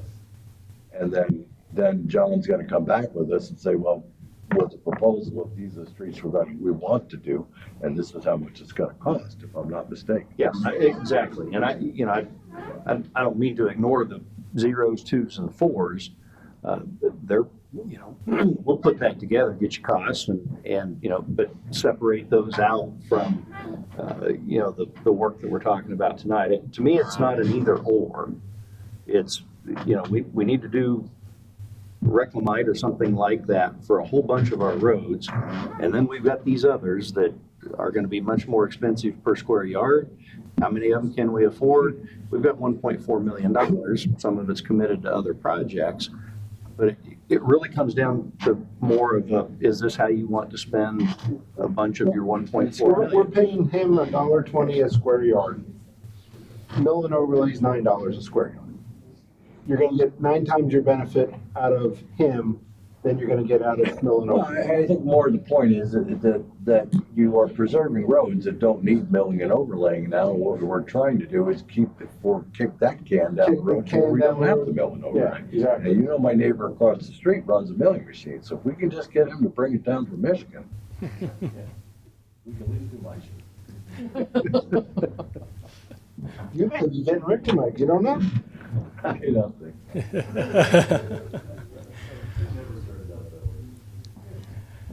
So one of the things, and I appreciate the discussion, when you put a plan together, that's the plan. It's and it's only a plan, but it's a plan. Every pavement manager is going to come up with a plan, and if you put 10 pavement managers in a room, you probably get 10 different plans. All right? Just like each one of you has your ideas, but your staff is spending a lot of time on what they're putting together and bringing to you. One thing that I do know after managing assets most of my career, the worst first approach is the most expensive approach to do. So if you were to decide, all right, let's don't do any preventive maintenance, don't slow the deterioration down, those things are still coming down at you very fast. And if you put all the money into mill and overlay, or worse first, then you're going to spend all your money and not have anything to do preventive maintenance. So it's a whole programmatic maintenance and repair. You want to make sure that that you slow deterioration down as fast as possible, as quickly as you can. You know what you have today. Next year, it's going to, at least those 6s, they're going to change. We won't be able to catch as many of those. We know that the worst roads probably aren't going to get much worse next year. They're already there. All right? So it's just a management of that asset. Sure, but you're just one kind of piece of the puzzle with our. Yes, we're one piece. But I wanted to see the whole puzzle, I guess, is what I'm Yes, saying. yep. And that's what I try to do, is show you categorically where those roads are. And then what we did is we went out and ground truth everything above a more major maintenance is something that we can help you with. Past that point, which is not that many roads actually in town, now you can actually spend the remainder of that budget starting to chip away at those. Get them good. Once you get them good, call us and we'll come back in and take care of those too. Understood. And the other thing that I wanted to know when we come back on this is we haven't done any preventive maintenance on these roads in the city's history that I'm aware of. Okay. So I wanted to know how long these roads have lasted without preventive maintenance, because I think that's one of the things that we should look at. Like, hey, you know, we haven't done Bay Boulevard for 20 years and it's still a 6. You know, so the question is, do we want to mill and overlay versus preventive maintenance on it? Just for example, based on the history of our roads and how well they've held up without any preventive maintenance. And I think that's one of the things that we need to look at up here on the dais. So I wanted to know if there's any history in terms of when we've done the roads to know how long they've lasted without the preventive maintenance or this type of treatment. I have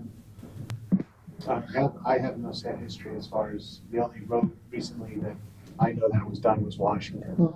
I have no dates or history of Bay Boulevard, Old Post Road, or some of our other main thoroughfares. But Well, we had Limestone, we did something on Pine Hill, and we did Marina Palms there a while back. Marina Palms was done a little while back, but that's The oldest is probably gonna be like close to 32, 33 years old when we had the sewer put in, when everybody had to hook up to the sewer and all the roads were torn up. So that's Yeah, I'm probably going, in your residential areas, that's probably going to be, unless they were done sooner, but that's gonna probably be the oldest, because when I moved in, we had to hook up to sewer. They tore up the street and they had to put the sewer in, so. I guess my point is, if we haven't done any preventive maintenance, we got 30 years out of a road, it's, you know. Yeah, but it's not a good road, I got potholes all over the place. I get it. Here's the counter argument. If you do preventive maintenance, how long is the road gonna last? No, I understand that, but I think that's an important piece of information as to the lifespan of these roads in terms of the history of the city, so we can see, you know, how far we've gone with what we have. Because I think that bakes into our probably analysis in terms of what kind of money we need to put aside in the future moving forward too. Oh, yeah.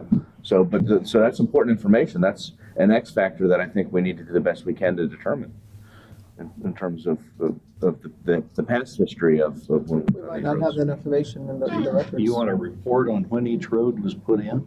Not all of them, just maybe some of the major roads. I don't think we'll have That's that. right in the same filing cabinet as when the water mains were put in, where they are. And they don't have it. But, I mean, you know, it's gonna come back to what you're saying. I mean, look at Bay Boulevard. I would argue that it's not a matter of when the roads are put in, it was how good a road they put in. You know, Bay Boulevard was probably a very well-made road, whereas some of the other roads done at different times by different vendors were not nearly as high quality as Bay Boulevard. Because Bay Boulevard's held up pretty darn good. The only reason I wanted to know that is I'm trying to figure out how long we've been able to, how much time we've gotten out of these roads without the preventive maintenance, because I think that's one of the things we have to look at.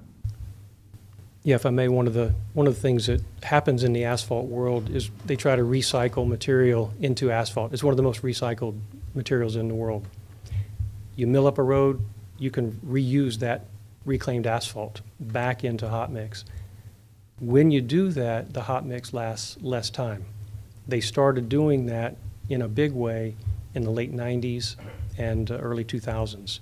So our roads today last a lot less time than the ones that we had 40 years ago, 50 years ago, originally built. And so it may or may not be apples to apples comparison.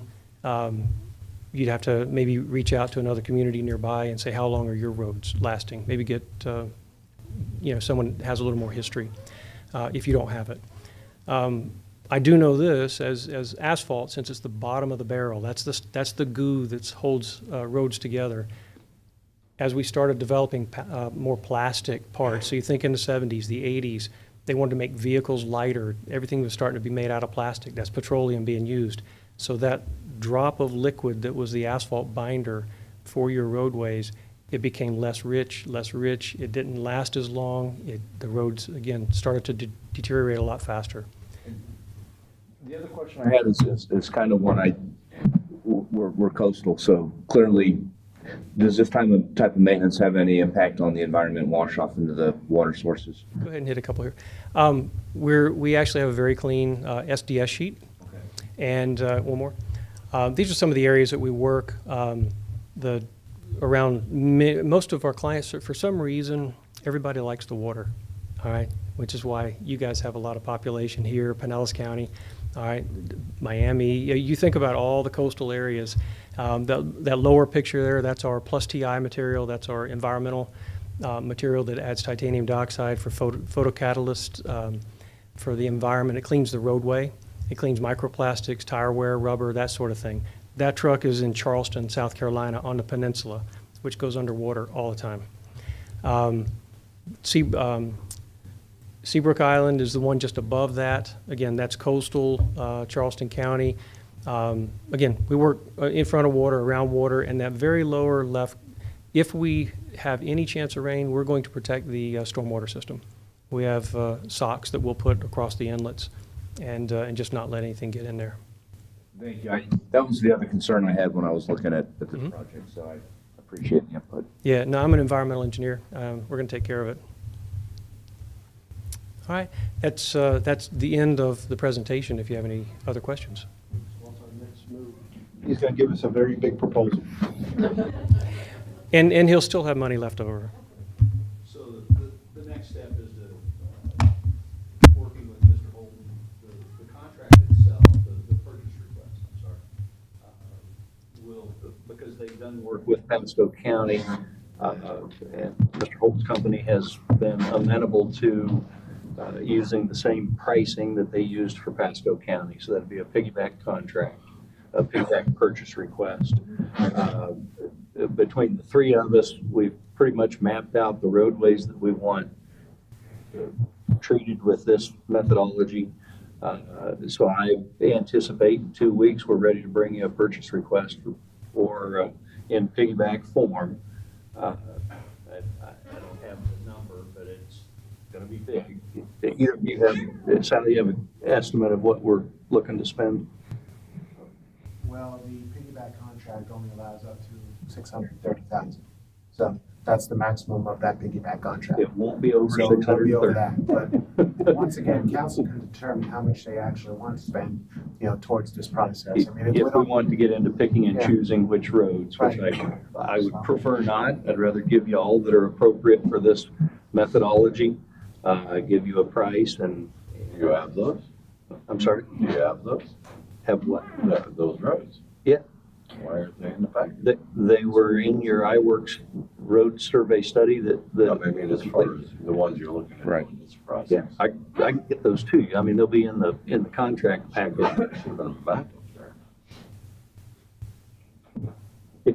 You've seen them? I'll get them back to you. Graphics. He's just looking to see if his road's going to be on the list. I know my graphics on the list, I guarantee. I'm still looking for smoke coming out of your. I'll have a list. Obviously, there'll be a list of roads. For that one, I'm just gonna leave. Obviously, there will be a list of roadways in the purchase request because that directs Mr. Holton and his crew. Here's what you're gonna do and here's what we're gonna pay you for it. So, if you want that turned into a map, we can work on that in the next 2 weeks. I like graphics. Okay. Your staff has done a really nice job looking for tools that you can put in your toolbox that are not currently there. And so there are other tools. We're one of them, and we just happen to be working. And I don't know if Sal found us because we were on the news or what, but I'm glad you did. And it was nice to come and give you all some information about what we do. Thank you. Thank you.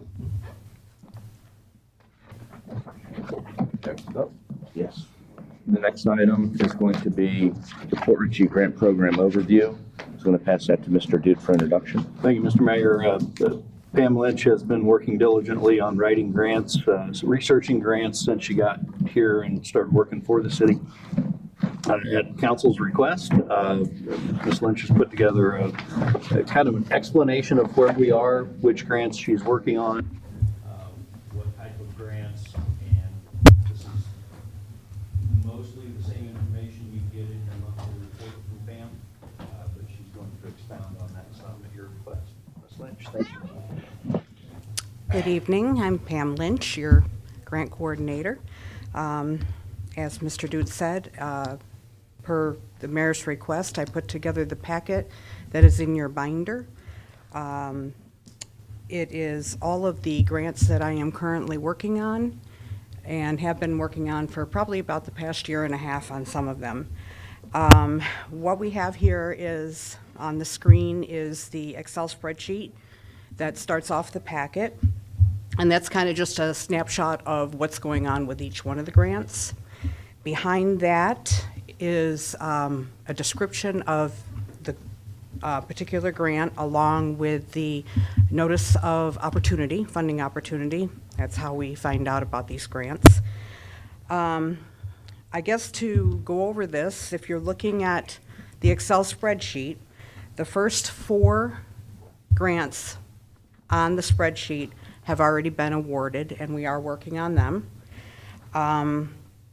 The resiliency plan is underway. We hired health consultants to do that resiliency plan, and we received an award of $75,000 for that plan.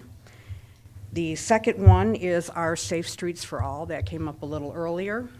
We were just awarded that a couple of weeks ago to put together a plan to determine where we need to do projects to provide safety for our residents and upgrade the streets, lighting, sidewalks, that type of information, and put projects together so that we can go after other funding that is out there.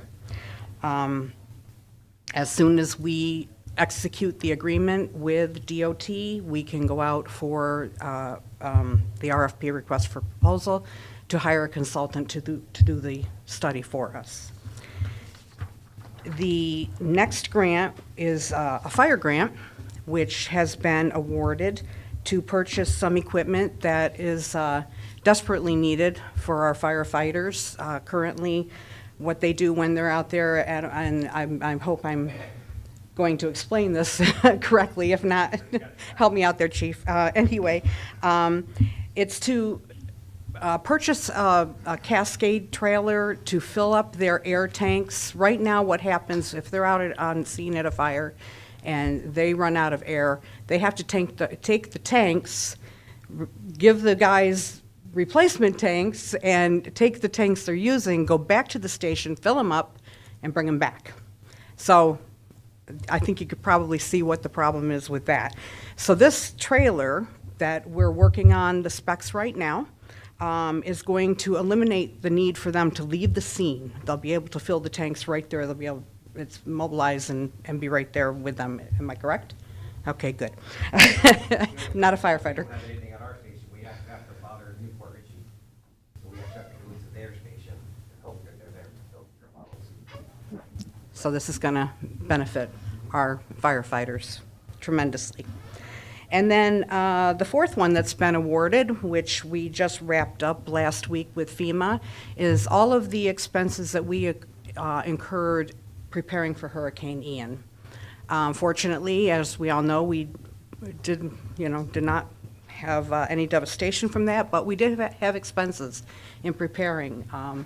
Everybody, the fire station mobilized here. They set up a makeshift EOC here.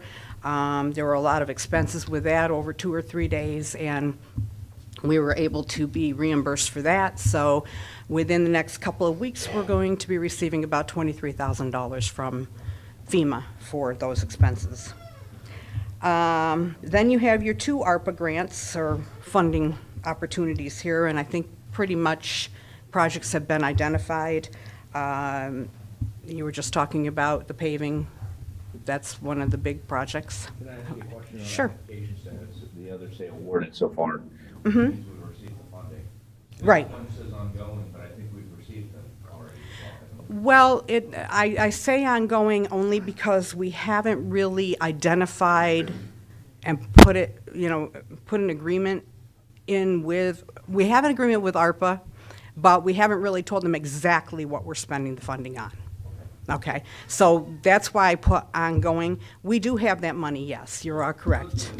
Yes, yep. They're ongoing in that we are still trying to determine exactly where all of that money is going to go. Okay? No problem. And then we have our Restore grant that is still under review with the Treasury. That grant, that money has been earmarked. There is $672,000 available.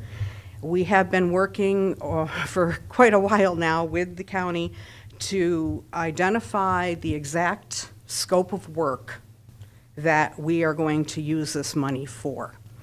And that scope of work has to fit in with the county's state expenditure plan that has been approved by Treasury.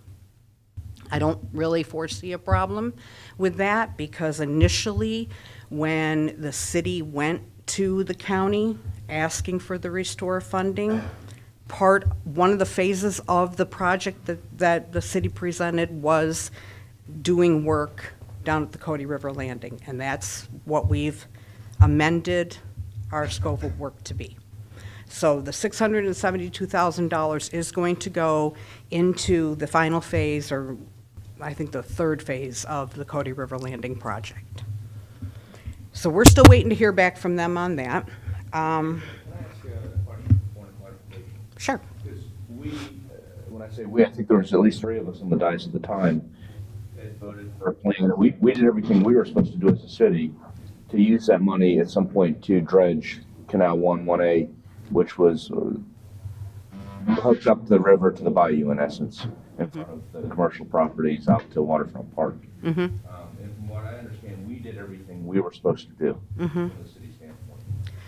What happened on the county, because there's almost like a pass-through grant, because the county has to take what we put together and forward it to Treasury. Correct. Is that where the problem, was that what happened with that 2018 plan that we put together? Because from what I can tell, we did everything we were supposed to do and we were not awarded the money. So I think there's going to be some explanation to our taxpayers as to what happened. And the explanation is that we've done what we're supposed to do, so the deficiency fell somewhere between the county and Treasury, which was kind of out of our hands at that point. Yeah, we're sub-recipients. So I understand that. So I just wanted to clarify that's what happened from what I understand. Well, my understanding is that the original scope of work that was approved by Treasury, that was in the state expenditure plan, that the county submitted to Treasury, when they did that, the scope of work that the city had in there had some projects that couldn't be done. For instance, Waterfront Park and putting boat ramps in Waterfront Park. Right, because land usage restriction. Correct. So once that scope of work changed, the city couldn't move forward. We had to revise the scope of work and resubmit it to the county so that they could resubmit it to Treasury. And that's kind of where, yes, that's kind of where it stalled. And it really hasn't, to my knowledge, changed. The scope of work has been presented, has been amended a couple of different times, okay? It went from the original scope to doing just those 2 channels that you mentioned, and now it's moved entirely away from the dredge of those 2 channels and just doing some work down at the Cody River Landing project. No, I understand that, but in 2018, I wanted to know if it was our administration, whether it was an efficiency, or if it was on the county or Treasury side. I think it's on the county and Treasury side that they have to accept an amended plan with our amended project, and to my knowledge, that has not been done.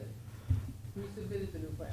We submitted an amendment, yes, we did, yes. We did not accept it. It has not been approved. It's kind of sitting in limbo. Because they've earmarked the money for us still, Mhm. but they just won't, from what I can tell, every time we submit a plan, they just won't go along with it. So I don't know what else we're supposed to do as a city to administer this money, because it's a pass-through. And I don't think there's much we can do other than just keep leaning on the county. Just keep, yeah, I think just keep plugging away at it, and eventually I think they will get the people that they need in order. When we submit this plan, do they respond, or is it just ignored? They respond. They respond on not looking? I follow up with them. I'm sorry? I follow up with them. And what is their response? Currently, right now, they do not have anybody in the grant coordinator position over there at the county to work with Treasury. That's one of the problems. The other problem is there's been several personnel changes on the Treasury side, and now my understanding is the whole financial system that they use on Treasury side is all brand new. So are they failing to administer just ours, or? No, I think there's others. I think the school board might be one, and I don't think it's just the city. And if there's anything else that we need to do, I just want to know to make sure that our administration's doing what they're supposed to do, because there's not much you can do if the county drops the ball between the county and the treasury, because we're a subrecipient, as it was pointed out. But, I just want to make sure that we're putting some accountability for our taxpayers. Where The city has done everything that we can do, because like you said, we are the subrecipient, they are the pass-through. So all we can do now is wait for them to sign the agreement to the amended plan, and then we should get the money. I appreciate you. No problem. Okay, so then moving on, we are also working with the county on the HMGP Hazard Mitigation Grant Program. On the COVID side, there are some funds there. We originally applied for a whole bunch of utility work to be done, and FEMA narrowed it down to just allowing us the generators for the certain pump stations throughout the city. We're still waiting to hear back from them on that. In the meantime, another opportunity came up through HMGP that we just found out about a couple weeks ago. And it's not the COVID side, it's Hurricane Ian side. There's funding there. So what I'm going to try to do, I've already submitted a project, I'm in the process of doing a project submission form to Pasco to get them to move the generator project from the HMGP COVID over to the HMGP Ian. Now, this is all under FEMA. It's just separate pots of money. I think that's going to work this time. And what will happen is we will be able to purchase 4 generators for a couple of our pump stations that lose power in severe storm events. And when that happens, then our utility guys have to go out and manually pump these stations down until they are restored power. Get those generators in there, that won't happen anymore. So we're working on that. There's another grant for our police department. It's actually not money, it's equipment for our K-9. That grant is a very, very competitive grant. It is a nationwide grant. We submitted it probably, about a year ago, a little less than a year ago, and I have been in constant contact with them. The story I get from them is, and I'm sure it's true, it's a volunteer staff, and they are very shorthanded. They are not accepting any more applications, so they're still looking at ours. Hopefully, we will be able to equip our new K-9 vehicle with all of this equipment for the K-9. And that's slated for next year, the vehicle, correct? So hopefully it's gonna come together. That's what I'm looking forward to. The T-Mobile Hometown Grant, another very, very competitive grant. I have been actually working on this one since I walked through the door. So it was something that somebody started before I got here. It is a quarterly grant, and what T-Mobile does is they have a pot of money that they think will run out in 2025. And every quarter, they put up $50,000, and they select cities like ours who need help with beautification. So what we are trying to do is there's several parks in our city that need trash receptacles, new picnic tables, new barbecue grills. We're hoping to get the funding, $50,000, to purchase that for, I think there's 4 different parks that we have listed. The next one is the FDEP Land and Water Conservation Fund. I just submitted that recently, and hopefully we're going to get money for the Limestone Pier. $500,000 grant. It is a 50% match, but we won't have to take the full amount away from ARPA if that's what you were going to decide you wanted to use that money for. So $500,000 goes a long way. Well, $250,000 actually is what it would be. No, I understand. And what I was going to ask is, I know that when you leverage money, depending on the source of the money, you're restricted in terms of leveraging that. Do we know whether or not we can leverage ARPA money with this? Yes, we can. Yes, we can. I did. I did ask. Yes, I did ask that, and yes, we can. Now, that's pretty. You just submitted that, so any idea what the timeline is to have any information on this? They typically take anywhere from 6 to 8 months to make a decision. So I submitted that on the 24th of January. Yeah, so I'm thinking maybe around fall, end of summer, fall. Hopefully I'll hear something. I'll touch base with them. We have a time frame that we have to spend the ARPA funds. Certainly, I know where you're Mhm. December. Right, so By the time you get a match next year, 24. Of 24. Can we build it and spend it in that time? I don't think you have to spend it. You have to spend it by the 20? I think it's committed. I just want to make sure we watch the time frame. Okay. I like leveraging the money, Mhm. but we have to be very careful. Well, because this is a match, we're, at least verbally, we're already committed to spending ARPA money to rebuild the pier. And so if this, for some reason, didn't fit, the timelines didn't work, we don't have to accept an award.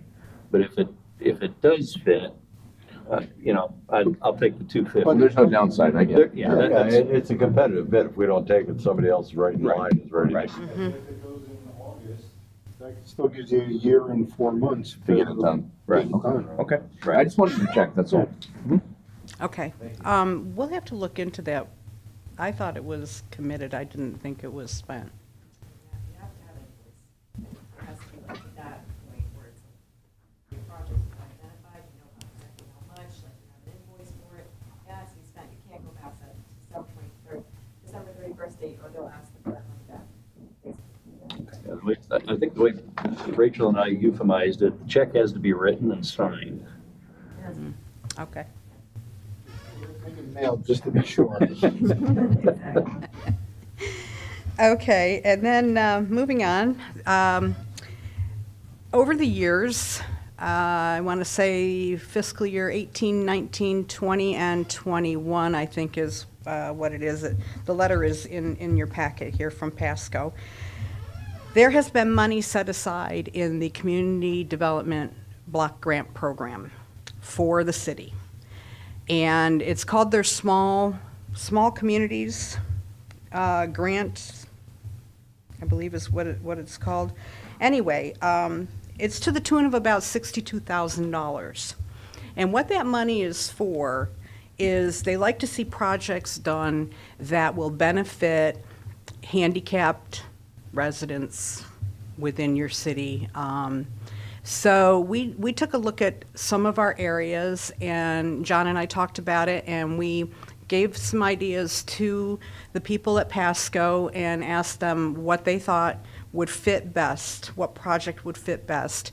And what we came up with is doing the ADA compliant crosswalks at the Cody River Landing. I had Chris from AIRS write up a proposal of what that would look like and presented it to CDBG program at Pasco, and it looks like that's going to go through, and we're going to get the $62,000. So that's going to come out of that budget. the $62,000 to put those ADA compliant crosswalks in. So that'll be a nice addition for that area.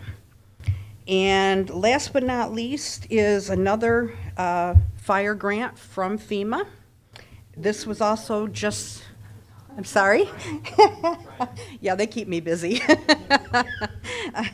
Thankfully, I have a lot of help, though, from them in getting all the reporting done and the projects written up and everything. So, but yeah, I just submitted it on the 10th of February. This is for more equipment to help them clean their SCBA, their gear, yeah, to clean it more efficiently. And that grant is for $60,000, and that's coming from FEMA. I don't really foresee any problems with getting that money, and there's no match to that, so should be hearing back soon. Yeah, no downside there, okay. There are a couple of grants that are not on the list that have been awarded and closed out. One of them was a grant from the Florida Fish and Wildlife Conservation that was for the Nix Park area and the boat ramp. We did not move forward with the construction of the boat ramp part of the project because the bids came in too high. So what has happened is within the past couple, it's been very, very busy. Money is just coming out from everywhere. We were notified by Florida Fish and Wildlife that there is money there again. I have sent an email to my contact there to find out, since we did not use any money toward construction of a boat ramp or any work on the boat ramp, if we can go ahead and reapply for that using this new opportunity. Is the amount increased because that was the issue? That was, it's up to 200,000. Okay, so it's gone up a little bit. Yeah, it's up to 200,000. Is that- So, I think the bid came in. Like 250, wasn't it? No, it was, yeah, it was, so, and that was a 50-50 match, wasn't it? yes. So that means if we could get it down to 400, we'd be able to get the next part. I wrote Yeah. that down, grant the Nix Parks. I was waiting for you to finish to see if that was. Yeah, I sent an email to them last Friday. I sent it to the contact that was in the notification that I received. Haven't heard back, so I sent an email earlier today to my contact, and I have not heard back from her. I'm hoping that we'll be able to just pick up where we left off, use the package that AIR's put together, not have to go out and rebid all that stuff. So I don't really know, kind of in the preliminary stages of finding out if we'll be able to get that money. I can't see why not, but you never know how these things might work. I think the only other consideration with this grant is, I think we were told by previous council that if we use grant money to enhance Nix Park, that restricts our ability to charge for boat parking. So I just wanted to make sure that we confirm that. So if we do get this, we understand that we're going to use the grant money, which puts us takes us out of the arena for being able to charge for the boats and the boat parking. I'll ask. I don't recall seeing that I in, think that was a legal opinion that we received. Basically, if the state's gonna give you money, you can't discriminate against people outside. using it, yeah, okay, well, that would make sense. I think that was a legal opinion we have. And I don't have a problem with that, but I know that some of the residents have kept saying, why don't we charge down there? And I'll also add quickly, there was one time where we spent a good deal of time looking at the actual mechanics of charging to launch and how you're gonna collect the money and how it's gonna work. And given the footprint of things down there, that was as big a problem as the law was how the heck are we gonna. Well, it costs more to administer than we get. Yeah, I mean, No, I you're understand gonna put in some sort of automated systems and all this stuff, and then. Who's gonna police it?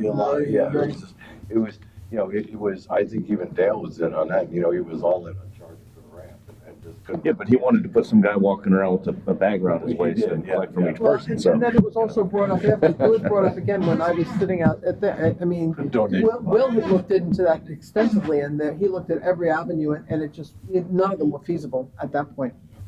But I think that's a discussion that we're going to have depending on what kind of grant money we get, because I think the size of what we're dealing with down there, it makes more financial sense to take the grant and not charge down there. Right. That's my gut feeling, but we Well, may wanna have and a again, discussion on that. playing back off what we were talking about earlier in the meeting, if the county goes ahead and does what they do, and puts in ramps on the other side of town, you're not gonna have all that much boat traffic going into the downtown district anyway, or the waterfront district anyway. Ours are always going to be nicer than the county, so we'll That would busy. be my choice, Right, is that so- they come in off of 19, they go back out to 19, and they stay out of the waterfront. Sure. district. All those big old boat trailer truck combos.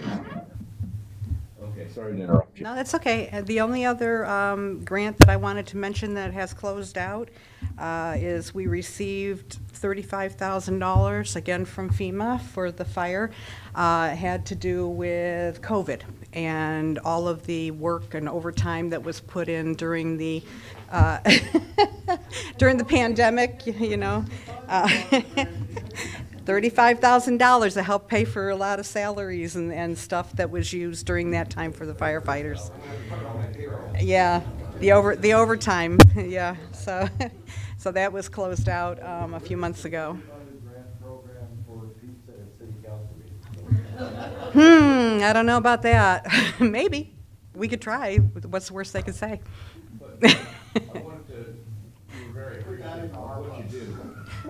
We're able to do a lot more up here with your efforts, with all the different money you're finding for us. So I know that the citizens appreciate it, and we certainly do too, because there's a lot better service that we're able to provide with the work that you've done. And, I have a feeling from some of the citizen feedback that they're looking for water quality grants eventually. So I think after we have a discussion, we may be reaching back out to you on that particular issue. That was gonna be my question. Right. With the presentation we had with the Port Authority Board, what opportunities are coming down the pike, so maybe. Well, and that's another thing too, the two studies, the resiliency plan and the Safe Streets for All studies, that's gonna allow us to check the box on the application when we start applying for money from the feds and from the state for construction projects for new sewer lines or new roads or whatever it may be. They're gonna have that box there that says, do you have this study? And we're gonna be able to say yes. And then that's gonna put us toward the top. If we say no, it's gonna put us right on the bottom. So. I would say to what we were talking about when we originally, I think, were on the dais, we haven't had these studies done to be able to get that funding. I think as we get there, there's areas in the city where we can really address water quality. And I'm talking about the volume of the river more specifically, and I think that the resiliency plan is key to being able to apply and get some of those funds, because I think there's a lot of things that need to be done there, but I think we're a small enough city where there's no way we're going to afford it without some outside help. Right, and there's, I'm sure there's trillions of dollars coming out of Washington. So for all different kinds of projects, infrastructure projects, all different kinds of stormwater, yeah. So to have those plans in place, we're gonna go after it. Thanks again. You're welcome. Do you guys have any questions or commentary? No, thank you. No problem.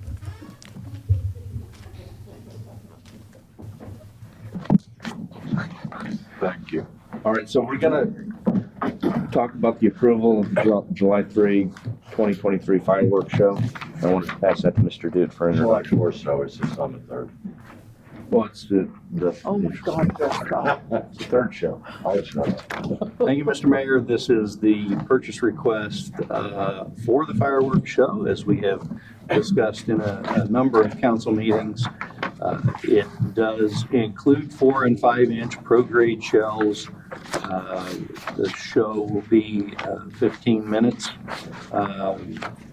The company is Fireworks Over Miami, and you can see we had Orlando Special Effects is the company that we used last year.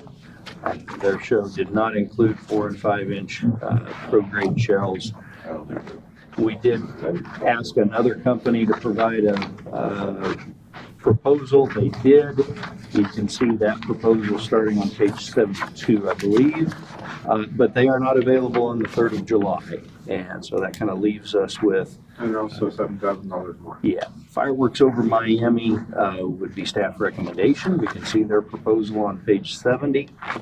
Would request a motion to approve the purchase request, which then allows us to confirm with the vendor that we want them here on the 3rd of July. Motion to go with the bigger boom booms from Fireworks Over Miami.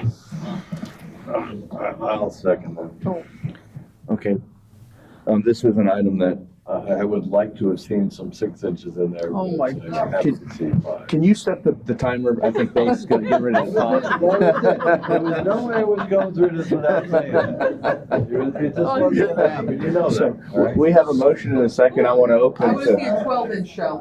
You can't do it. You can't do over 6 without burning the tubes. It's a whole other game. So, anyone from the public want to comment on the fireworks show? Seeing no hands, we have a motion and a second. All in favor? Aye. Any opposed? Motion passes.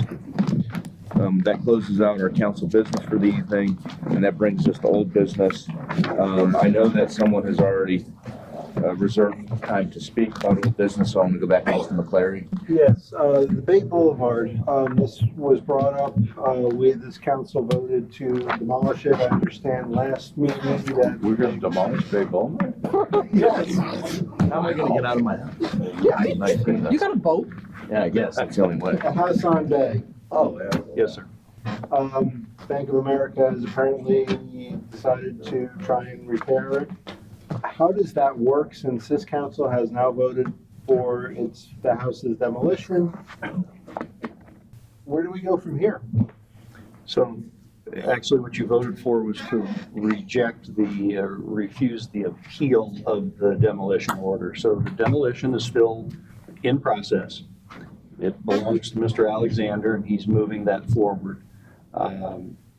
Now, Ms. Meyer will be closely attached to his hip as we go through this process to make sure that we check all the boxes before we hire a bulldozer. Bank of America did reach out a couple of weeks ago, I believe, right before council meeting of last, indicating that they wanted to hire a contractor. They had a contractor. And so Mike is still working on that. And given that my sense was that at least some at the dais would like to see the property returned to usable state, we're kind of running on 2 tracks. There's a deadline for the bank to respond. When that deadline comes up, Mike takes the next step. And at some point, if he's not satisfied that there's a plan, a legitimate plan with a legitimate contractor with everything to make him believe that it could actually be returned to useful state, the demolition plan continues. And when we get to the point where it's time to hire a contractor and do it, we'll do that. If I may, my only issue is that once I think we voted on this on the dais, I think that's the path we should be heading. However, if there's a change for some reason, I think that would have to be brought back, and I think that whoever voted would have to reverse their position. I think that's, in my opinion, how I think that should work. You know, we had a motion, we had a second, there was a vote, it passed. And if there's new information that may reverse when I say the diocese opinion to demolition the house, I think that would have to come back before us. If you feel that there's a reason not to do what we've already voted on. What's the drop dead date? I gave them till today to bring me an engineer's report, a repair, everything was in order, contractor, and apply for a permit. We're still moving forward based on your decision when you deny the other one. We have until March 19th that they are responsible to demo the house. Once they brought that paperwork into me, I was gonna go to John, and then John would have brought it back to you guys. They have a plan in place to do this, and then it would have been brought up to you guys. Right now, I didn't have any other information. So other than since what we're we have now. 9:30 at night, I'm guessing they didn't bring anything to you? And as, when I walked out of my office at 6:45 to sit here, no, they had not. And that was in the correspondence too, that they had till today to get all their ducks in a row and meet my criteria, or we are still moving forward with the demolition. And the only other thing I wanted to just mention, since we're on the topic, is I know that there were a bunch of notice and other requirements I think that the city fulfilled at the time. I just want to double check and make sure that those requirements were met for the bank as well, if that had to be the case. And that may be something that we want to task legal with before they demolish the house, to make sure that we've done everything we're supposed to do on our end. Particularly if there's a bank interest now and they weren't at the time, I think that we should at least just verify that we've done everything we need to do. I was actually going to jump in and suggest that, Okay. since I actually was in the audience when some of that was going on, so I know a little bit about it, and I understand now the bank is at least showing some interest. I think it might be prudent to have me go back, look at everything, make sure we aren't, stepping on some toes at the bank that could cause trouble for the city. Let's make sure our stuff was done right, they did what they were supposed to do, or didn't do what they were supposed to do, that allows the county to go forward with demolition without any repercussions towards the city. So the question is, by consensus, is everyone okay empowering her to do that? And then maybe putting it on, at least for him to give us, or her to give us the feedback at the next meeting before this is done? Yeah. Yeah, and my sense was last go around is, okay, the bank says they want to do this and that, and our attitude was, yeah, okay, well, you better do it quick. And, that was my feeling on this subject. If you're serious, do it. And if you start dinking around with us, then we just keep moving forward. So, under no circumstances are we stopping any procedures at this point. Correct. We're doing all in our normal schedule. Like I said initially, until Ms. Meyer tells me that all the boxes are checked, I'm not signing a purchase request for a demolition team. We're moving forward, but this is a big deal for the government to tear down a house. This is no small thing. And so when Ms. Meyer is comfortable that we've checked all the boxes and there's been no change that Mike can see, we'll hire a contractor to demo the building. If something changes, obviously you've already voted and given me direction. If I think there's cause for you to consider a change, it comes back to you. Okay. And given the price of the demolition, you're going to have to sign off on the purchase request for the demo company. So you're going to have several bites at the apple here. But the bottom line is, Fireworks over there. I was gonna say, can't we just blow it up? Here's the 12. July 3rd. please don't You got suggest this down that. to the middle of the water. Float it out, it's been done. You can use your 6-inch shells then. I got the point too. We are moving forward. Okay, thank you.